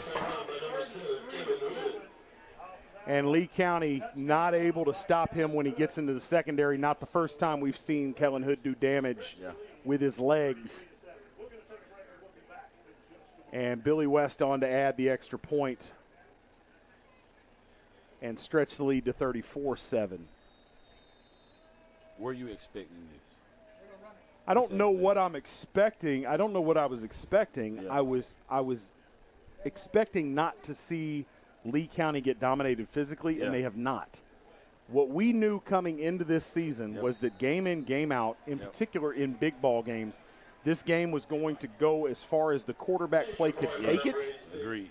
Will Patterson has had a great statistical season, hitting on about 69% of his passes coming into the year. Yeah. When you look at the ratio of touchdowns, 12 touchdowns to 2 interceptions, it's there, but he's not had a great day today. Agree.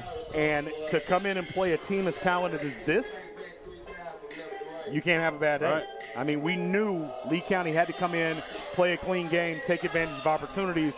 They just haven't done it. Now, it does reassure me that Lee County can play with these guys. Yeah. I mean, when you look at what the defense has been able to do, that Richmond offense has been made to work, and that defense hadn't gotten any support from the offense. They've been right back out on the field. Correct. Now, I'm going to tell you straight up, I'm terrified what's going to happen to Lee County in the second half because that defense is tired. They're banged up.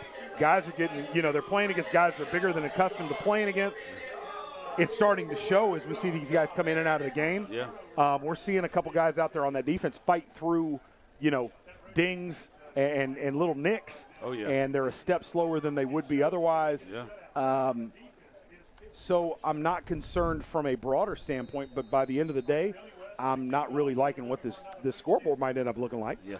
And then when you take that into account and you look at the people who are going to be making decisions about the postseason, they're not going to have seen this game. No. They're going to see the score, and I don't think that 34-7 is indicative of the difference in talent and ability between these two ball clubs. Agreed. So what do you do with that?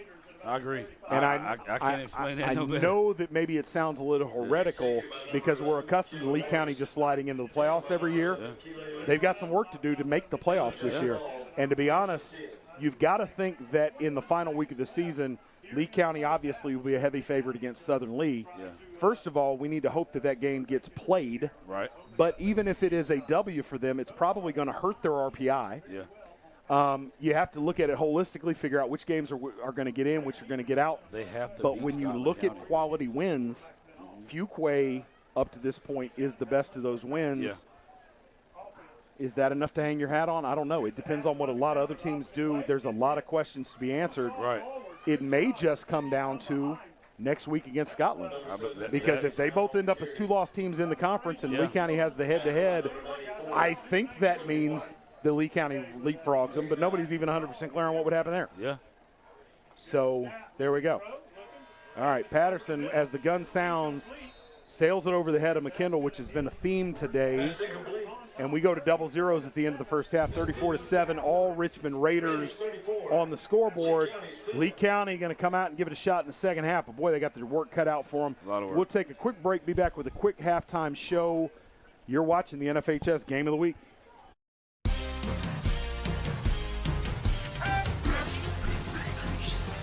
All you do is win, win, win, no matter what. We got you on our mind, we can never get enough. Every time you step into our building, everybody's hands go up. And they stay there, and they stay there, and they stay there. All you do is win, win, win. Put your hands in the air when you go there. Visit us online at ClassicNissanSanford.com or call 1-855-461-9595. Classic Nissan Sanford. Welcome to the Classic Nissan Halftime Report.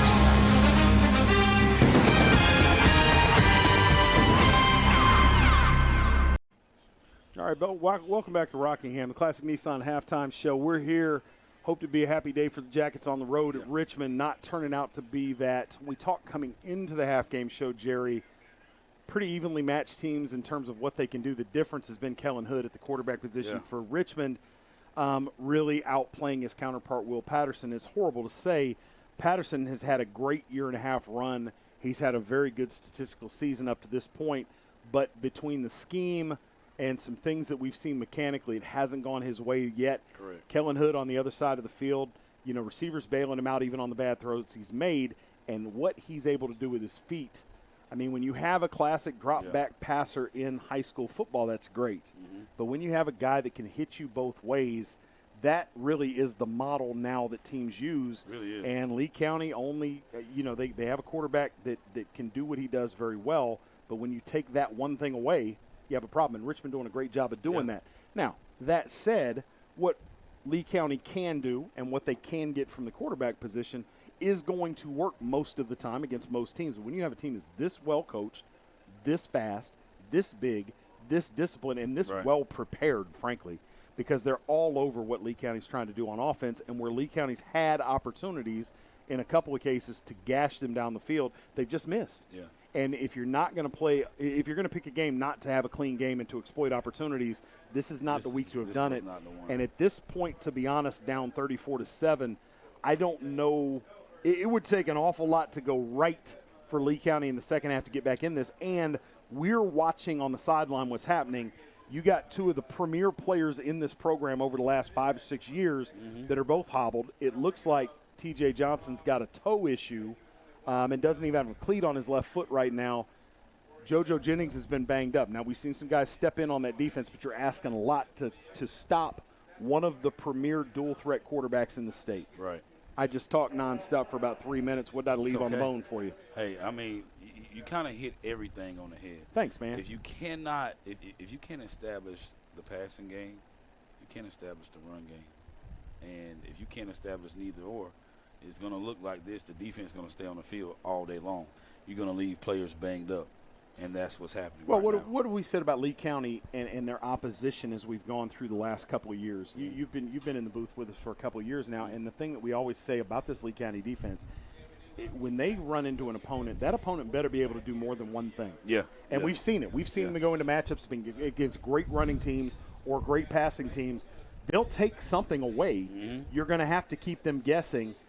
Richmond able to do enough of that and exploit the fact that you've got some tired pass rushing legs. Chasing Kellen Hood around is not going to be fun when you're fresh. Right. When you're a step slow and you're starting to get worn out, you're asking next to impossible things from these young men. Hopefully, Lee County come out. They get the ball to start the second half. They've got to walk this ball down. They cannot burn possessions. They have to score virtually on every possession, get a couple stops, and maybe they can get back in this. This is an amazingly talented Lee County team from top to bottom. They're amazingly deep. The athletes all over the place, and what they don't want to do is get run out of here in a game that might linger where they're demoralized such that they look back and, you got a tough matchup coming with Scotland County next week. Scotland, 3A matchup. A big 3A game. That Scotland is going to wind up being the biggest game maybe that Lee County has played short of their state title run a couple weeks ago, because you may legitimately be playing for your playoff lives. Right. Definitely at this point going to be playing for a automatic bid.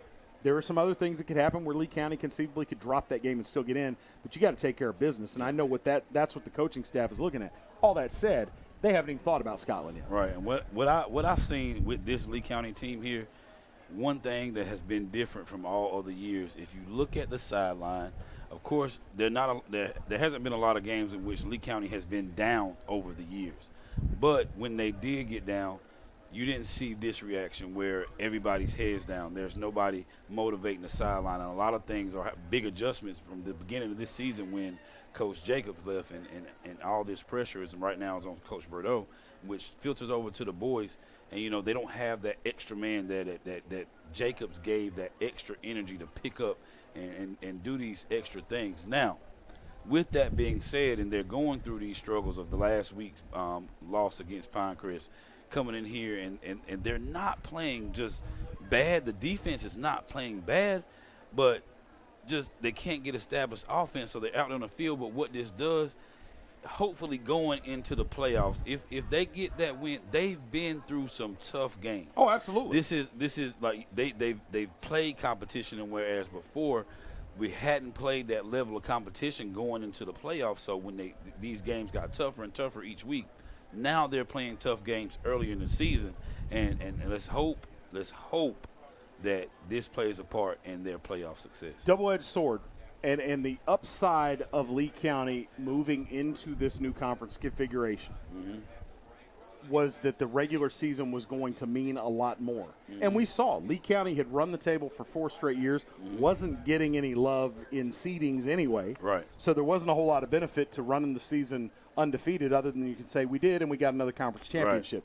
Coming into this conference, though, none of these 4 teams at the top of this conference, Richmond, Scotland, Pinecrest, Lee County, is a prohibitive favorite to win the conference every year. Richmond, probably the big dog that's at the top of the mountain, but even Richmond doesn't look at this and pencil in wins against any of those programs. Right. That's the difference, is that, yes, Lee County is going to be battle-hardened in the years that they get to the state playoffs. The problem is that when you're up in a conference that's this difficult, you have to make sure you get to the postseason. Every bit of it. And with the way the realignment's gone and the fact that we've cut the number of teams that get in, there's only, because they're in a split conference, you get 1 4A automatic bid, 1 3A automatic bid, and everything else is up in the air. Now, the 3A teams that should be for the foreseeable future vying for that playoffs automatic seat are Scotland and Lee County. Well, Scotland is down 1 loss. Lee County seems to be on their way to a second conference loss. Right. What happens in the second half is remains to be seen, but this is the other side of that, and we'll see how things shake out. It brings a lot of things into play as we move through the next couple of years in terms of scheduling strategy, looking at things, because, cupcakes, you would think in college football, for instance, you look at it and you're like, well, you play the Valdosta States or the, whatever program, and you pad your stats with those D1 wins. But then when you look at here, you're only putting so many games into the hopper, and if you've got bad games, those bad wins can do you more harm than good. Yeah. So it's a really delicate dance where you want to schedule tough opponents, but you need to have opponents that you can beat, because in the end, that's what's going to be considered. And we talked about the fact that Lee County, if you watch this game in snippets, you could cut this up in a way where you'd be like, Lee County's had a good game. Yeah. But at the end of the day, the scoreboard at the half does not tell 34-7. Yeah. And if they don't get this thing, to be honest, I guess my bottom line is the final score in this game is very, very, very important. They can't let this be 68-7 by the time it's over. No. If they don't, they've got to stop the bleeding, find a way to control Hood, and punch in a couple touchdowns and make this score respectable, because all of the algorithms that take this into account and all the people associated with the system, that margin of victory is going to be a big deal. Correct. All right. That's been the Nissan Classic, or the Classic Nissan halftime show. I'm Chris. This is Jerry. We'll be back with the second half. We'll see if Lee County can get it turned around. Even if they don't, it's been a pleasure to watch Richmond, who has been everything that was advertised. I am particularly impressed with two things: Kellen Hood at the quarterback position, and the game plan defensively. They've got good athletes, but, man, this is a clear demonstration of why coaching matters. They came in with a great game plan, and they've pulled it off to a T thus far. Yes, sir. All right, we'll see you on the other side of the break with the second half. You're watching the NFHS Game of the Week. Something big is coming. Something so big, it'll change the world of chicken sandwiches. Zaxby's new signature sandwich with Zax sauce or new spicy Zax sauce. Because the chicken sandwich war ain't over yet. The new signature sandwich. All the other little sandwiches can run along. We'll take it from here. WilkinsonCars.com. Come visit us at our new location in Sanford. With the same great staff and the same great service. Test drive one of our many different vehicles. Check out our state-of-the-art service department and collision center, where our team can have you back on the road in no time. We're right across from Walmart at 3335 North Carolina 87 South. Schedule your appointment online at WilkinsonCars.com or call us at 919-842-3322. We guarantee we're the place to be at Wilkinson Chevrolet Cadillac Buick GMC. We are professional grade. Something big is coming. Something so big, it'll change the world of chicken sandwiches. Zaxby's new signature sandwich with Zax sauce or new spicy Zax sauce. Because the chicken sandwich war ain't over yet. The new signature sandwich. All the other little sandwiches can run along. We'll take it from here. Are you ready to sell your home and don't know which realtor to choose? Well, not all realtors are the same. I'm Crystal Copas, and I don't just stick a sign in the yard, throw it in the MLS, and hope to collect a commission. I provide a customized marketing plan that includes professional staging, photography, videography, and drone at no cost to you. Contact me, Crystal Copas, with RE/MAX Real Estate Service, and let's get your house sold. 919-356-5402 or visit me at crystalcopas.com.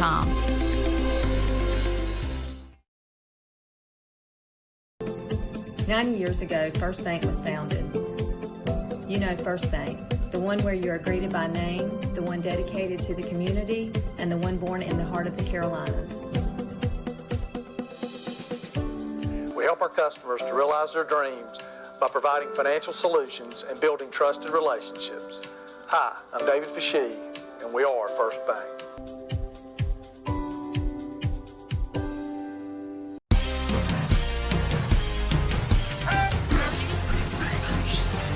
All you do is win, win, win, no matter what. We got you on our mind, we can never get enough.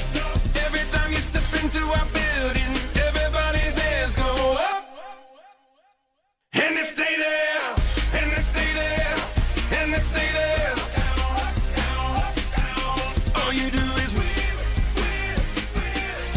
Put your hands in the air when you go there. Visit us online at ClassicNissanSanford.com or call 1-855-461-9595. Classic Nissan Sanford.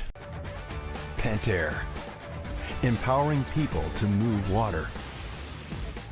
Improve water. Enjoy water. So that people can live their best, healthiest lives. Lives with purpose. Lives with enjoyment. Lives that flourish. Lives with hope. Because at Pentair, we're not just about better water. We're about better life. Pentair, bringing water to life, for life.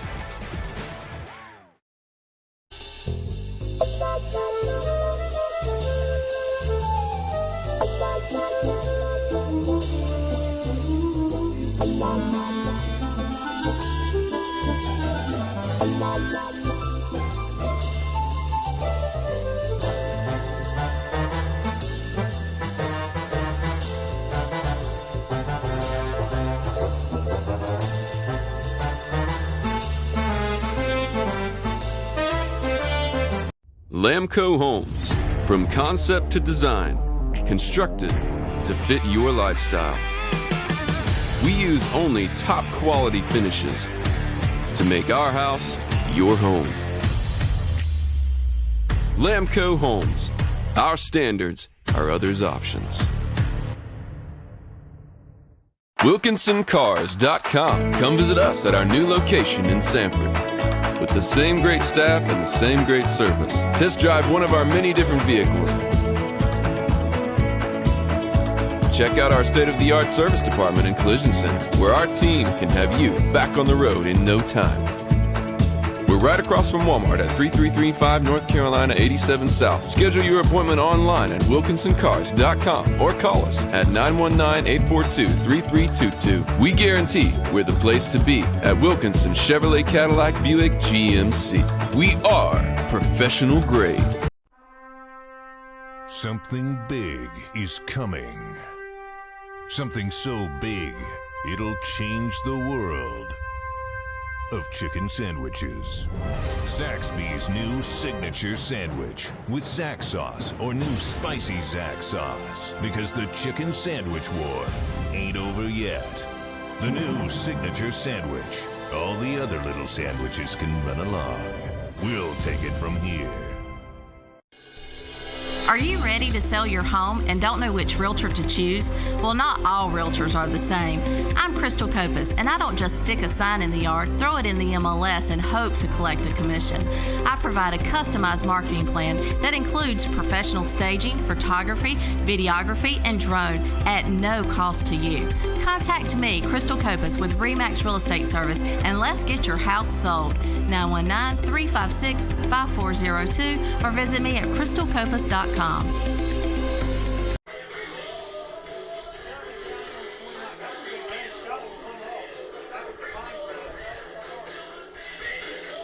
All right, welcome back to Rockingham. All Richmond Raiders in the first half. Lee County with injuries all over the place on both sides of the ball in the first half. Get a little bit of an update. All right, there's a fair catch at the 37 for Lee County. Will take over. Tyler Walden getting in the book today, Jerry. Yeah, whichever way you can get in there. All right, TJ Johnson, the all-state linebacker for Lee County. He's going to try. A foot injury. He's going to try and give it a go. We'll see how that goes. Well, he's a tough guy. Yes, sir. Yes, sir. All right, Will Patterson still in there, quarterback. We saw Mark Schlesinger warming up, but as much, I think, to get Patterson. All right, there's B.J. Brown. Breaks the tackle and leans forward. Going to pick up about 3 on the play. Second down coming up. If there's been a positive note to this game so far for Lee County, outside of at the spurts of defensive goodness, B.J. Brown has had a solid run game so far this game.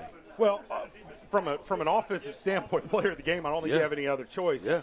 All right, Patterson drops. A little bit of time. Gets it out. Good coverage, but he squeezes it in there. Only gets a couple. They're going to give him forward progress up to the 43-yard line. Well, nope. The near side official was. The official in the middle of the field did not. 3rd and 5 coming up for the Jackets. Hadn't seen Palmer be a part of the offense too much today, and that's not too common. And that's going to be false start. A little bit of confusion there with the snap.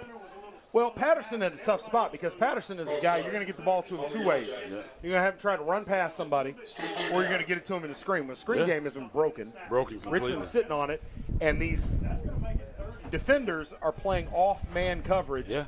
And Palmer's being asked to run past these guys and make up that cushion, which is a tough task at best. So, yeah, Kenyon Palmer cut out of the game so far. Patterson drops, steps up. There he is. We just spoke a hair of high. Kenyon Palmer. Patterson had time. Palmer was wide open down the seam for a touchdown. Would love to have that one over again. It was a lot to ask. It was over his head, but when you get both hands on it, Jerry, you were supposed to bring that in and dance in the end zone. Well, he knows. He does. He knows. And he definitely will hear about this one. Woo! He will definitely Johnson hear the about kick, and it's a great punt. And a big hop. Check up. No, into the. What a punt. That's as good a punt as we've seen Landon all Johnson year. That was huge. Man. All right. That was every bit of 60 yards on the punt. Man, I tell you, it's hard seeing T.J. Johnson lip off the sideline. That's a hard sight to see there. Tough sight. Raiders have the ball first and 10 at their own 20, able to stop the Yellow Jackets on their first series here in the second half. So let's see what the Raiders can do coming out of halftime. So now you're going in with Noah Johns. You have Isaiah McKendall, one part of the Boone brothers. All right, a couple of sophomores in there at the linebacker position. Asanya McKendall. And Tay Spencer powers his way ahead for a couple. Late flag coming in. We'll see what the call is. Johns gets up off the bottom of the pile. No, who is that on the bottom of the pile getting up there? That was Jay Sally in there. Put him on the ground. But when he went on the ground, he held him there. He didn't turn him loose. And when he held him there, they threw the flag for holding. Great explanation by our radio. It really is. I'm a little punked out at this point. He did tell us before the game he's going to show us how to call a game. That's what he said. That's what I heard him say over there. I know that he did. He said, well, y'all just step back and listen, and I'll show you how this is done. Doing a great job. Absolutely. All right, so first and a mile here now for Kellen Hood, excuse me. Hadn't been any problem. You know, these long down and distance, this just seems where he chooses his spots to hurt you. Tay Spencer, good job of turning that inside. I'm surprised he didn't cut that up sooner. Interesting. And there's another flag in the backfield. It's going to be another hold. Well, and that's a bad spot for the hold there. The play was going to the right. You got the back judge on the left side or the far side of the play. So you had somebody wound up holding the right end who would have had to chase that play down from behind. And there's some speed on that defense, but I don't imagine anybody's going to catch Tay Spencer from behind all the way across the field. So we're going to back him up again. Especially not a lineman. You're not going to run him down. First and 22, first and 23. They're going to back him all the way up to the 6.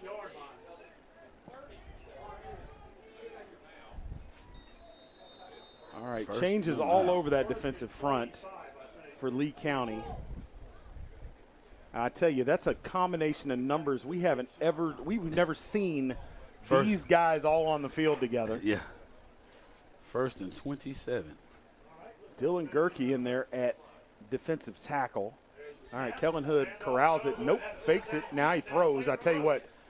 And good job to catch up to that. I tell you what, you saw play action, then you saw the fake pitch, then he took off and run with it, and then he threw the ball, and ultimately hits Trey Thomas for a gain on the play. It'll bring up 2nd and 14.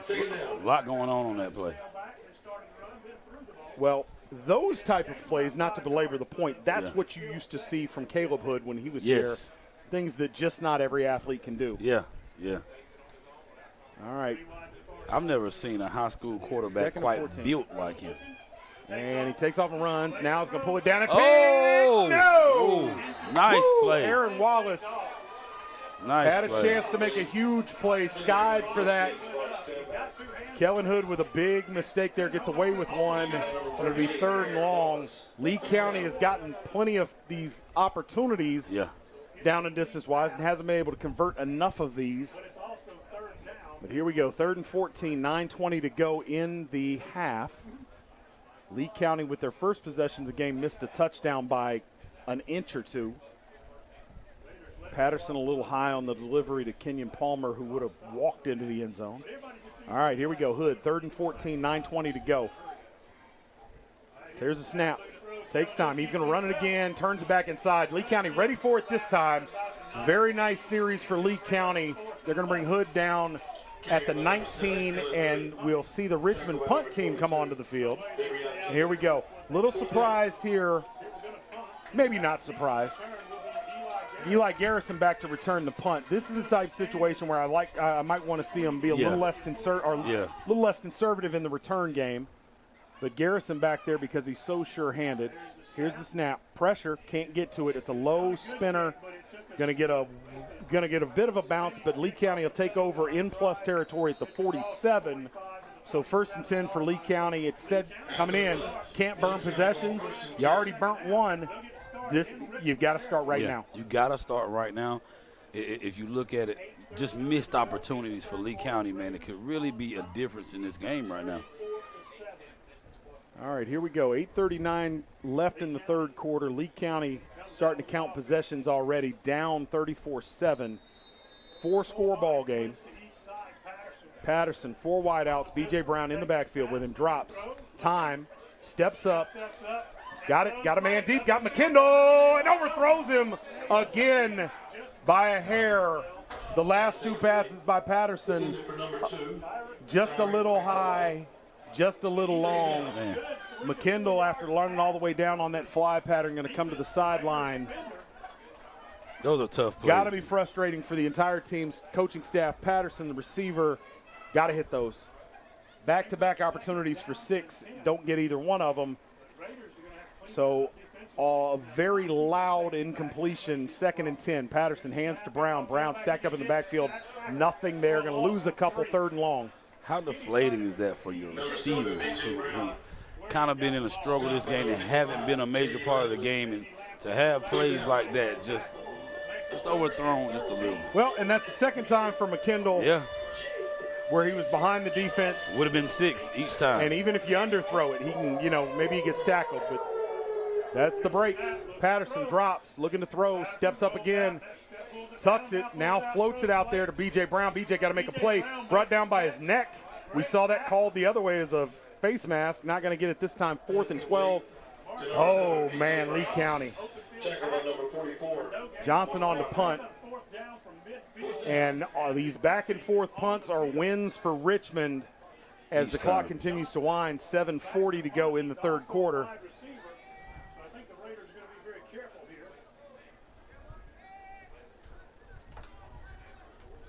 All right, Johnson with a huge punt last time, and there's – I think we're going to get a procedure penalty. If you get an offsides, maybe this changes. Nope, they're going to –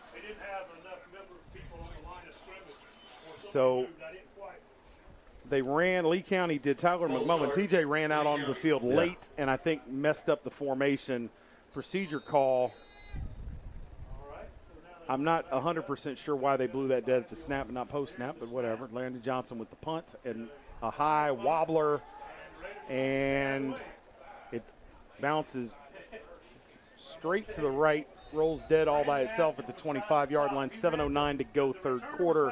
Richmond still at 4 scores. Clock on their side, momentum on their side. Lee County asking that defense to make another stop. Tell you, Chris, that has been the story of this game. Let's give another little fact. We get on the third quarter. In 1972, Richmond upset the Lee County Yellow Jackets 8-7 in the first meeting between the two schools. Later that season, the Yellow Jackets defeated the Raiders 21-14 en route to a 3A state title. Look at there. Hey, that's some history for you right there. First and only state championship that Lee County High School has, and they were Sanford Central at that time.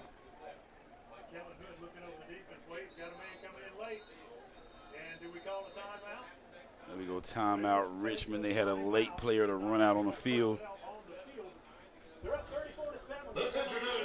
All right, Richmond avoids the penalty or running that play with 10 players with the timeout. 7:09 to go in the third quarter. We'll take a quick break. Be back on the other side. WilkinsonCars.com. Come visit us at our new location in Sanford. With the same great staff and the same great service. Test drive one of our many different vehicles. Check out our state-of-the-art service department and collision center, where our team can have you back on the road in no time. We're right across from Walmart at 3335 North Carolina 87 South. Schedule your appointment online at WilkinsonCars.com or call us at 919-842-3322. We guarantee we're the place to be at Wilkinson Chevrolet Cadillac Buick GMC. We are professional grade. All right, welcome back to Rockingham. 1st and 10 for the Raiders. And Tay Spencer stopping. They're going to get another hold behind the play. Richmond, this is becoming a theme. That's the third one in the last couple of minutes. Oh, yeah. They're just not happy with it. And they showed holding, and then you just signaled the face mask. I'm not sure. Well, his initial signal was a holding penalty. There's been a lot of penalty yards on Richmond behalf that Lee County has not capitalized on. They've been put in a lot of positions where they had third and long and would give up a long play, even down to fourth and long, and give up a first down. Those plays hurt you. I tell you what, playing a team of this caliber, those plays hurt. Wow, not a hold, a face mask. 7:03 to go. That'll march them way back. All right.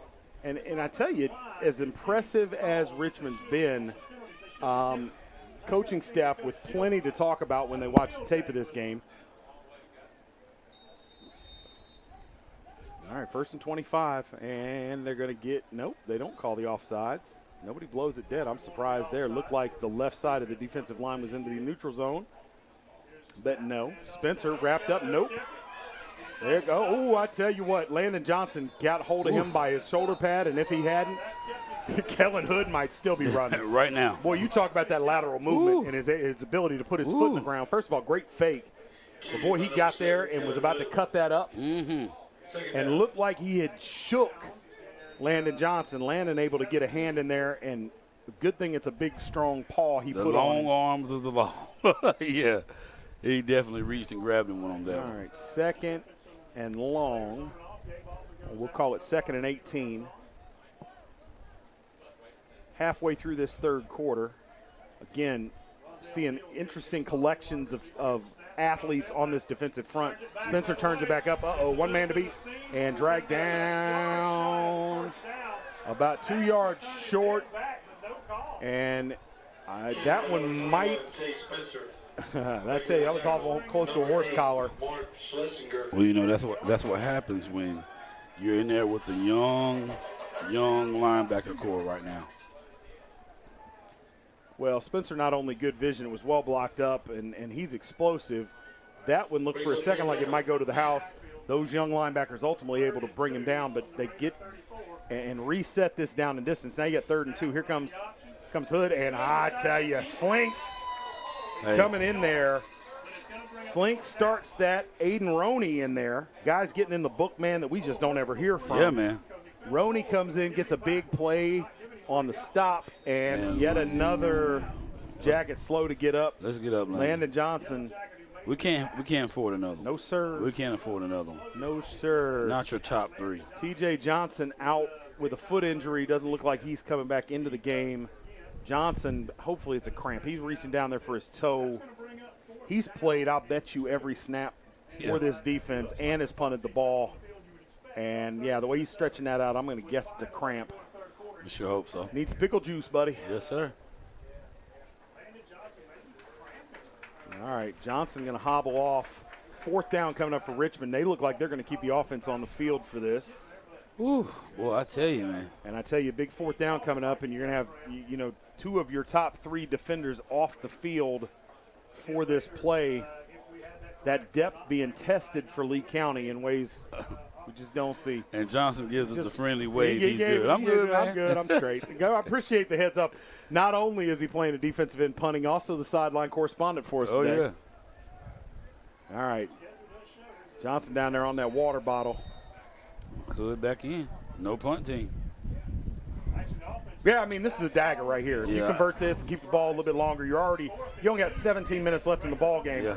Hood back into the game. 3-man front for Lee County. Jennings walks up, and there's the hand to Spencer. Not going to stop him. They're going to get him down, but not before he's at the 40, and another Richmond first down. Raiders on the move. Ayo Adesanya getting over there, but not until after the first down had been acquired. That was a tough play for just kind of rolled JoJo right on over right there.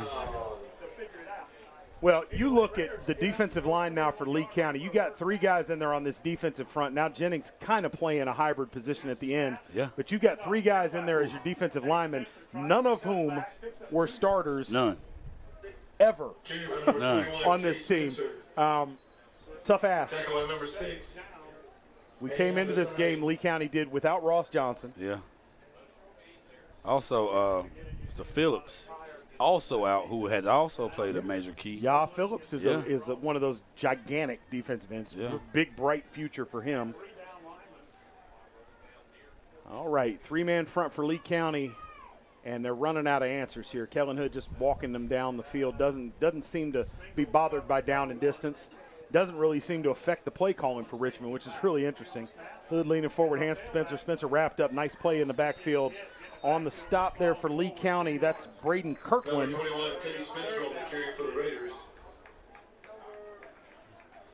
Making the stop, number 58, Braden Kirkland. Third down. Landon Johnson back into the game, takes his spot over there on that right-hand end. We had seen him play inside. Now we've got that 3-man front. He's playing the outside of that. I knew that this would be a big year for Landon, and just I hate the fact of recruiting this year because he would be he's a definite Division I player. Well, and I'm convinced that at some point he's going to find his way to D1.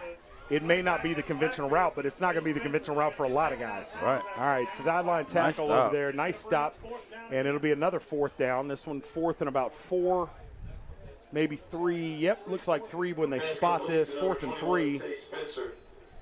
And Richmond, no hesitation. Well, Richmond is going to punt from here. That's interesting. Okay. This is how it worked this time. Well, I guess when you don't have Landon Johnson out there on the field, they knew he was on the sideline. That's a good point. Hey, why not go for it? That's what you're here for, bud. And he's back, so you know. That's a heck of an observation. Of course, look for the fake. Tyreek McKendall back, so let's say we're going a little different. The punt, and it's a nice looking kick. Radio guys telling us that is not anybody that's ever punted for Richmond before. So number 97 on the punt there. All right. Jerry Cobb. Lee County ball, 1st and 10.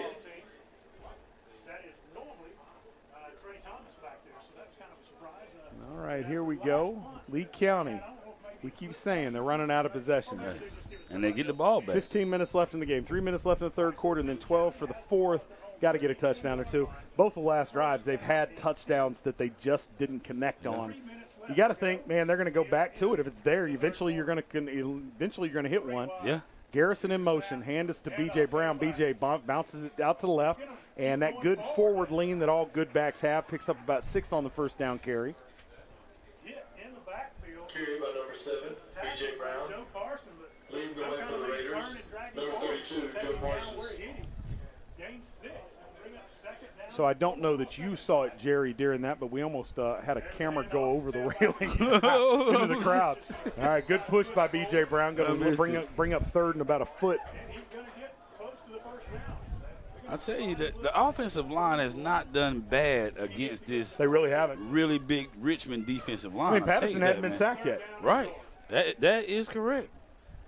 And Lee County has actually a few on Richmond right now. Yeah, so. and I mean, but Lee County has tested the deep ball. It's just been the inability of Patterson to hit these receivers when they've been open. All right, Brown got to have the 1st down. Now bounce it out to right. Brown could go. He's being chased down. He's in the 40, inside the 30, and dragged down at the 25. Kind of ran out of gas.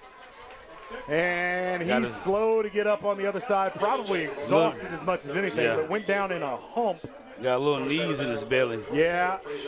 So Brown is down after the big 1st down run for Lee County. His 2nd really big carry of the day. That sets up Lee County in great territory. Of more immediate concern is the status of Brown. They're checking on him. While they do, we'll take a quick break and see you on the other side. Are you ready to sell your home and don't know which realtor to choose? Well, not all realtors are the same. I'm Crystal Copas, and I don't just stick a sign in the yard, throw it in the MLS, and hope to collect a commission. I provide a customized marketing plan that includes professional staging, photography, videography, and drone at no cost to you. Contact me, Crystal Copas, with RE/MAX Real Estate Service, and let's get your house sold. 919-356-5402 or visit me at crystalcopas.com.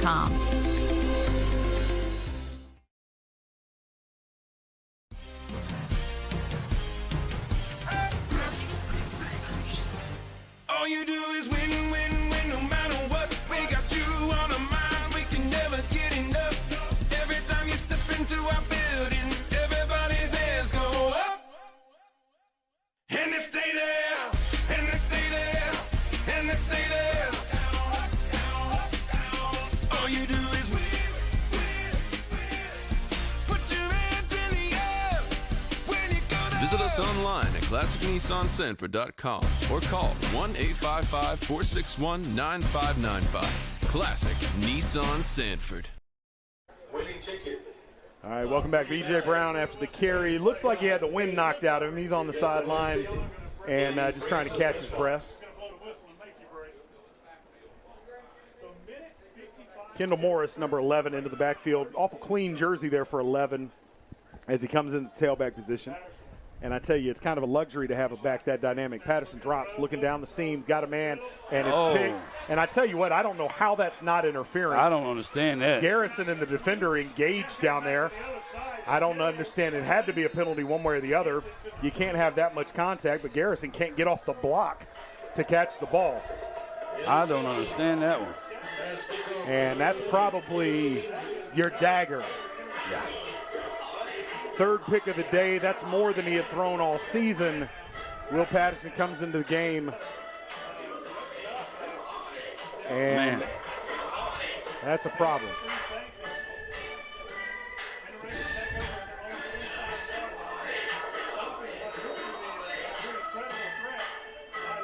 I feel for this Lee County offense, man. Really struggled today. All right, 1:42 to go in the quarter. Richmond first is their third turnover of the day, and, you know, you'd say that's the story of the game. It's not really the story of the game. Number 7 right there doing his thing, and there's a receiver breaking out of the tackle. Kason Douglas doing work, turning a negative yard pass into a positive gain, and they're going to wave. I'll tell you what, generous mark there. Tell you what, man. Okay, so they move him forward. Looked to me like it was a half-yard short of the first down, but my opinion doesn't count. First down, Richmond County. First down is brought to you by Remax Real Estate Services. Noah Johns has played a really good game. Excuse me. First down is brought to you by Pentair Pool Supplies. Hey, there you go. There we go. Whoop.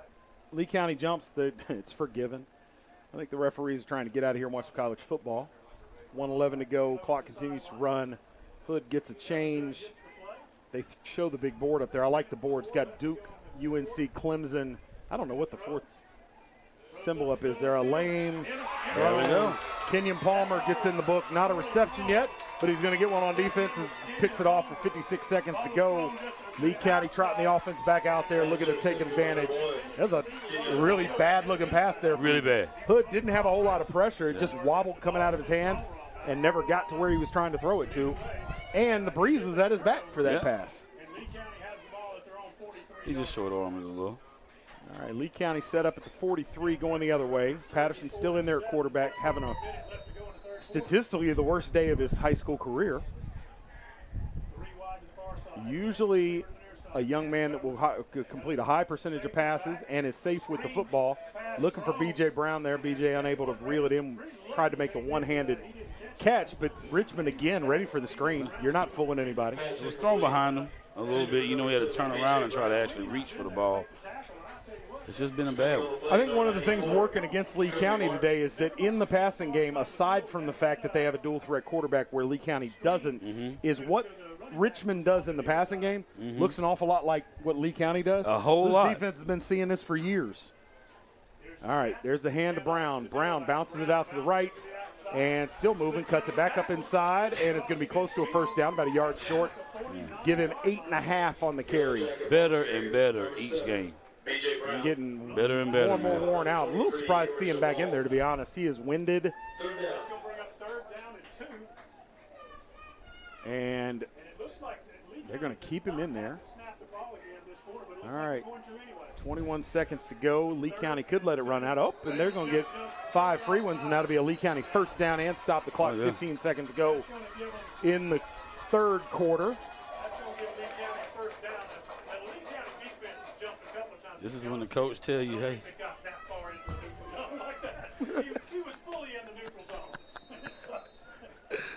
A little criticism toward the referees come from the radio, but hard to argue with. Yeah, fair enough. Lee County has gotten away with a couple of offsides here in the last little bit. Richmond got dinged on that one. Lee County going to let this one go to the end of the quarter. We'll see what they've got in the fourth. Not far to walk. Ball at the 44-yard line. We'll take a break. Be back with fourth quarter action from here in Rockingham. Richmond 34, Lee County 7. 90 years ago, First Bank was founded. You know First Bank, the one where you are greeted by name, the one dedicated to the community, and the one born in the heart of the Carolinas. We help our customers to realize their dreams by providing financial solutions and building trusted relationships. Hi, I'm David Fashee, and we are First Bank.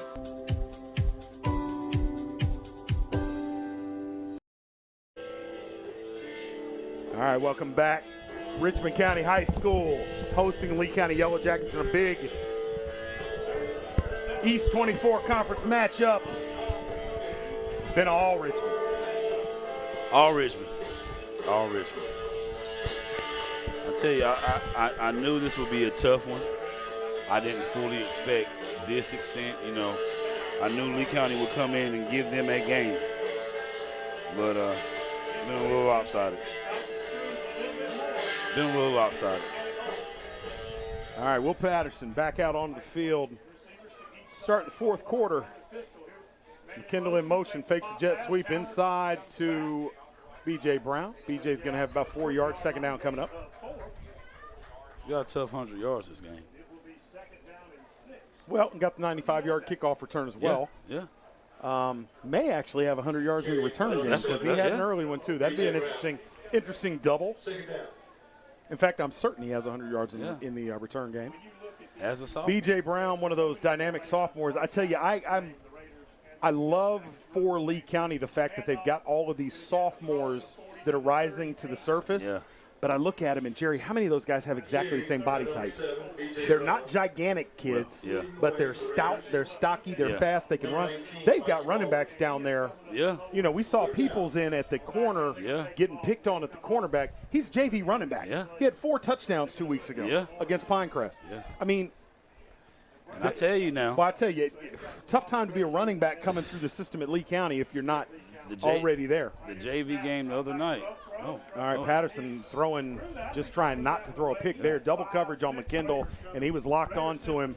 Had a chance to get his receiver Logan Walker on the post, but never came off of McKendall, and neither did Richmond defense. I like the future of Lee County. Like I said, I looked at their JV. Their JV line is just as big as the varsity line. On both sides of the ball, defense and offense, they have a lot of talent down there. A lot of talent. All right, 4th and 4. 10:53 to go. It would take a minor miracle at this point for Lee County to pull this one off, but if they don't get this first down, and it's flipped up in the air, tipped at the line of scrimmage, almost intercepted, trying to find McKendall. And again, McKendall ran past the coverage. If that mitt doesn't get on that ball and it gets through there clean to McKendall probably takes it to the house. But that's the story of the offense today. It's 3 of those with McKendall alone, and then 1 with Palmer. That's a 4-touchdown difference, and we have a tie game. All right, I was interested to see. I thought we might see a change at the quarterback position, but we're not. Kendall Hood back out there with this offense again. And one more time, we'll talk about this in the postgame, I'm sure, but, you know, Kellen Hood, all the hoopla associated with the bloodline, the family history here, and his performance, the stats that he's put up, every bit as good as advertised. Yep, I agree. And, of course, he's surrounded by dynamic playmakers. I mean, they go 5 or 6 deep here in the receiving corps that would start at virtually every high school in the state. I believe it. And a tandem of running backs is really, really impressive. And they're juniors. They're juniors. A lot, like I said before, a lot of juniors on this here team right here. So they'll be right back next year. Right back. Well, you talked about the offensive line for Lee County, and I think people that make an assumption, and they're like, well, that Lee County offensive line not big enough. You know, they might get pushed around. I think they're – they're one of the better ones. You might want to fast forward because they're not undersized anymore. This Lee County offensive line is as big as you're going to see, and that's why I get Kellen Hood out of there. I'm not playing with the franchise. He's going to pick up the first down.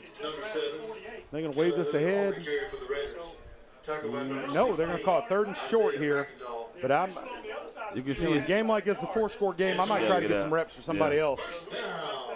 But you see, it's in him to definitely make a play. Absolutely. And you can't teach that. No, not at all. Well, no, they did give the first down. There's a little bit of confusion now with the chain gang. The down marker says third down, but it's not. And the hand is up the middle. And when you have a dad, I've talked to his dad quite a few times. Who's that? Caleb's dad. Like, he's very intense. He requires a lot, and they live up to it. You know, so he's a very intense guy. I'll say that. All right. All right, big cushion out there to the receiver on the right, Cason Douglas. Let's see if Richmond wants to challenge that. When they've seen that before, they've tried to exploit it, but a lot of space out there if they want to throw the ball out to the right. The hand, nope, Hood's going to keep it. Hood, run around in the secondary, cuts it back. Now he's going to be run out of bounds, and that's Jerry. I'm telling you, I'm getting him out of there. Yeah, he got to come out. He can roll an ankle or something, anything like that, and that changes the aspect of their season. You know, he's a double threat guy, and you know, a lot of times you see a little prima donna in there, and they're not interested in getting hit. He'll get in there and get dirty. Not afraid to take a lick. We haven't seen him run away from contact yet. And, this Lee County defense is tired. They're battered, but they still got some big athletes out there. A turned ankle or one big shot. I don't know that I'd tempt fate up four scores in the fourth quarter, but I'm not running things. And I tell you what, a good forward lean by the back there is going to pick up a first down, brought down on the play by Jay Sally, getting as many reps on the first team as we've seen. Forced into action today. Yeah, the radio, you might be able to hear it at home. I don't know, but this crew is struggling. Yeah. There is a lot of disparity between where these marks are coming in, and they're overriding one another. And it hasn't been a big deal because this game is out of reach, but you got to do better than that. All right, 1st and 10 from the 40. Richmond on the move one more time, trying to run some clock.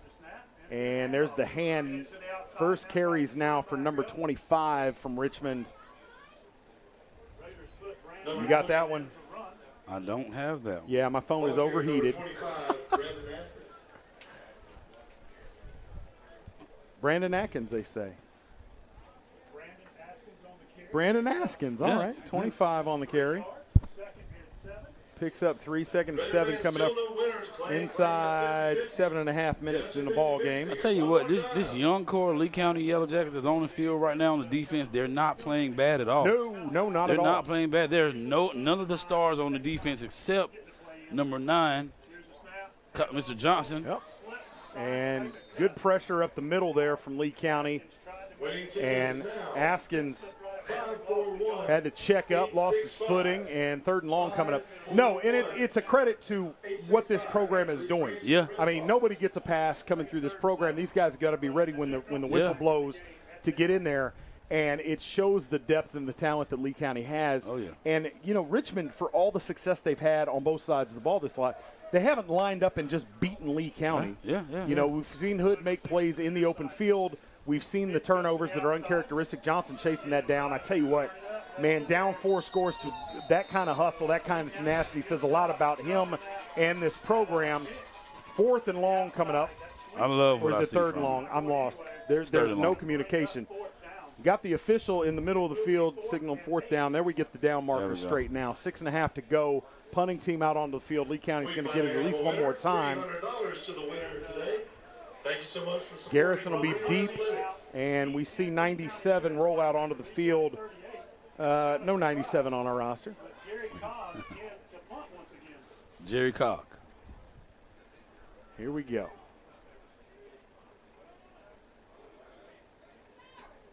Here comes the pressure, and a nice high hanger. Garrison signals for a fair catch at the 9-yard line. 1st and 10, Lee County. Down 4 scores, only 5 minutes and change to get it. Patterson going to come in there to finish the thing that he started. Banged up, battered. You got to admire the fight. Kendall Morris in there at tailback. At the wideout position, you've got Logan Walker split wide left in the slot on the quarterback's right-hand side. Jalen Pearson, maybe? Yes. And then Eli Garrison and Kenyon Palmer. Morris and dances away, gets about 5. That's what Morris brings to the table. And you know, Jerry, as much as I do, we talk about explosive backs. If you give that young man one step, you can forget about it. You can forget about it. You will not catch him. No, sir. Definitely won't catch him. DJ Brown, a more complete runner, does not have that final gear the way Morris does.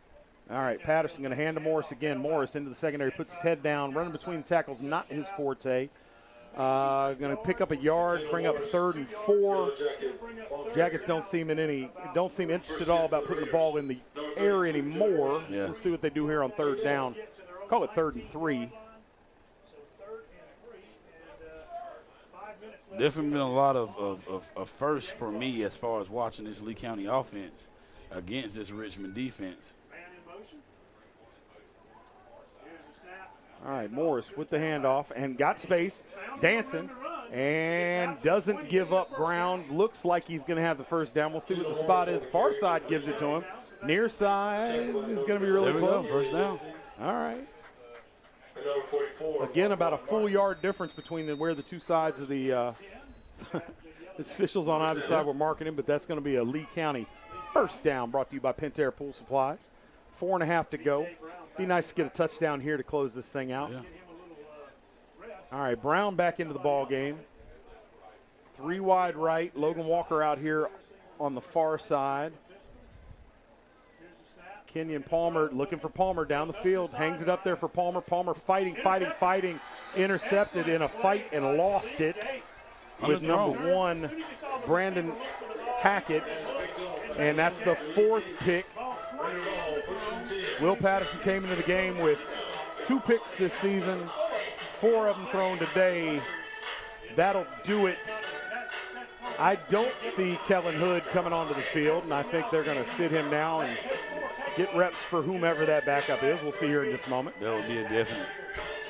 Yep, Kellen Hood with his helmet off on the sideline. You know, Will Patterson just has not had the oomph on the ball. I mean, well, you got to wonder if it's the feet and legs. Yeah. I mean, that ankle, people don't understand. You generate torque on the throws with your lower body. We can see from his walk, let alone the run or his mechanics, that's been an issue. The breeze has been a factor, and he just hasn't had good touch on those throws. So a rough day, he needs to shake it off because they got a big ball game coming up this weekend. All right, so into the ball game at quarterback, Brett Clemens, junior, goes 5'10", 190. Throws a little underhand pass forward with the shuffle. Those I always wonder how the official score is going to give it. Is it going to give run yardage or pass yardage? When's the last time Lee County has had more rushing yards than passing yards? It's been a while. It's been a long time. Been a while. Now I'm sure that there were some. I got to take that back. I I was going to say. I forgot. I forgot. I'm sorry. Yeah. I forgot. Now, I want to make sure, and this is a message to anybody at home, because we're going to get a lot of armchair quarterbacks that are second-guessing, and they're talking about the coaching, and they're talking about the system, and they're talking about this. I'm going to say this to anybody that's listening. Lee County and their game plan today and the play calling today has been good. I mean, we go back and we were together a cut-up. You got 4 or 5 plays that were called that could have been touchdowns had they been properly executed. Yeah. The coaches can't go out there and execute. All right. I agree. So don't question the game plans. When you look at what this defense did, they only allowed 2 sustained drives. You had the touchdown on the return, and you've had great field position set up by 2 other. So to come in here against one of the very best cream of the crop programs in the state, the scoreboard stinks if you're a Lee County fan. But don't think too much about this ball game. And don't forget that what you're seeing right now is plays like that in a ball game that's over, where these guys are fighting to the ball, they're swarming to it, and there's no let up in these guys. So I tell you, I don't. McKendall, Palmer, and I think there's 3 seniors out there on that team. So right now, what we're seeing this second half, we've seen a lot of the young players, mostly the young players. And that shows promise. That shows a lot of promise right there. Well, it really does, and you said something, too. We've got guys that are juniors and seniors in this program that are getting reps. We've never seen on the field for more than 3 or 4 plays at a time.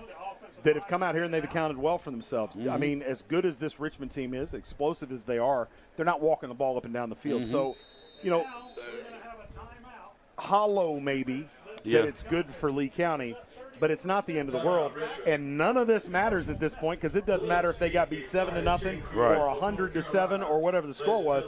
The bottom line is they go into next week playing as big a regular season game as when they played Southern Lee in the Brick City Bowl for the conference championship a few years ago. Big game coming next week with Scotland. Oh, yeah. So, fourth quarter, I'm going to give my last fact. And, again, I did not plan on this being just all about Richmond County. I guess I got to speak a little louder over the music now. But in 1990, Richmond defeated Lee County 40-39 in overtime. Special teams prevented both teams from taking the lead on multiple occasions. In regulations, they combined to miss 5 PATs and a 2-point conversion. Woo. So I know that a lot of the talk today has been on Richmond, but, I mean, you have to respect a historical high school franchise like Richmond. I mean, we've heard about it for so long. You know, in the talks in Lee County and the barbershops is Lee County got to beat Richmond County. Lee County got to beat Richmond County. And as a high school program like that, prestige like Richmond County, you have to respect it. Well, they've earned it. Let's be 100% clear, too, though. Yeah. Is there's a little bit of a lack of perspective among some of the people that are saying Lee County has to beat Richmond. One, they're thinking back to the Big East days when Richmond County and Lee County, when Lee County was the one school in the county and was a one-county school just like this. Lee County has half the student population in Lee County now. Richmond is still the only game in town. So Richmond has outgrown Lee County in terms of student body. The other part of that is that people in Lee County have been spoiled by them running the table in the regular season and coasting into the playoffs and don't understand that in most conferences across the state, this is what you get. You're going to get a different conference championship or a different conference championship team year in and year out. Now we're going to get a kneel down with 120. That's going to take us down. I think we're going to get one more snap and then we're done with this and we can get back on the road. But the idea that some people had, and trust me, I talked to scores of people as we went through this transition, the idea that they had in their head that Lee County was going to roll over into this conference and do the same thing they did previously, there are no Western Hornets on this schedule, buddy. Right. And I definitely agree. You know, so you got 4A, you have a 3A. And that other A definitely makes a difference. And we've seen that in when they're playing these 4A schools like Richmond and like Pinecrest, you know, and even though Scotland's not a team of that nature, the history of those schools down this way has they basically lived up to it. All right, we're going to go straight into the post-game show. First Bank presents the post-game show on the NFHS Network. Brought to you by New Image Media. Jerry, great job as always. Yes, sir. And, I mean, we've kind of covered everything there is to cover with regard to this particular game, what Lee County's looking at moving forward. Now, Scotland, a team who has a great reputation, very similar to Richmond. And, frankly, Scotland moved from 4A last year to 3A this year. Those two teams, Lee County and Scotland, in terms of student body, very similar. Scotland, an even richer tradition of football than Lee County, but both of these teams have a very short-term legacy of being some of the top teams in the state. It's going to be a very, very, very interesting matchup, and there's an added dynamic that I'm not going to talk about on air, but I want your perspective when we get off as to Scotland and some personnel, but that's a whole other issue. That may be the biggest game, literally. I'd have to go back and look and figure out exactly what year it was that both Lee County, Southern Lee came into the Brick City Bowl undefeated to play for the conference championship. That was in 2019. No, it wasn't 2019. 2019. Wasn't 2019. I got to say it's 2019. I'm going to say it's not 2019. That's only 2 games ago. No, I got to go with 2019. I'm not going to. I'm going back with about 2017 is what I'm going back. Maybe 2018. All right. But that's neither here nor there. We'll figure that out. 2019. I'm saying it's not 2019.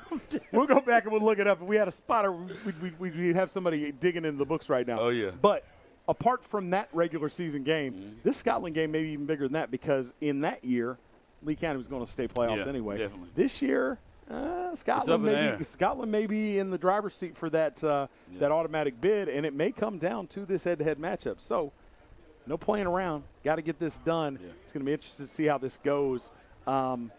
Jerry, I'm out of thoughts, man. Yeah. It's been an early morning. I wondered how this was going to go. This is the first Saturday morning game I've ever done. Yeah. And I'm not going to lie, kind of digging it. Yeah, it's fine with me. All right. You know, I just hope that Lee County this week, they get kids back healthy. Oh, yeah. You know, got a lot of kids that are banged up, and it will make a difference. They will definitely make a difference. Players like T.J. Johnson, Will Patterson, even though he played the entire game, he's still banged up. JoJo, he's still banged up. So, you know, we would love to see everybody healthy coming into this game with Scotland. It will definitely make a difference if they're healthy. So, 100%. I'm ready for Friday night, man. All right, I'm Chris Delambert. And they're back at home. That's true. I don't want to let you go this time. Not yet, man. No, Fair enough. Let's go. Fair enough. Time to go. I'm Chris. This is Jerry. Hey, we'll be back at it next week. We've got Lee County hosting Scotland in, like I said, as big a regular season game as Lee County's played since before 2019. I'm telling you, it's not 2019. We're out of here. Peace.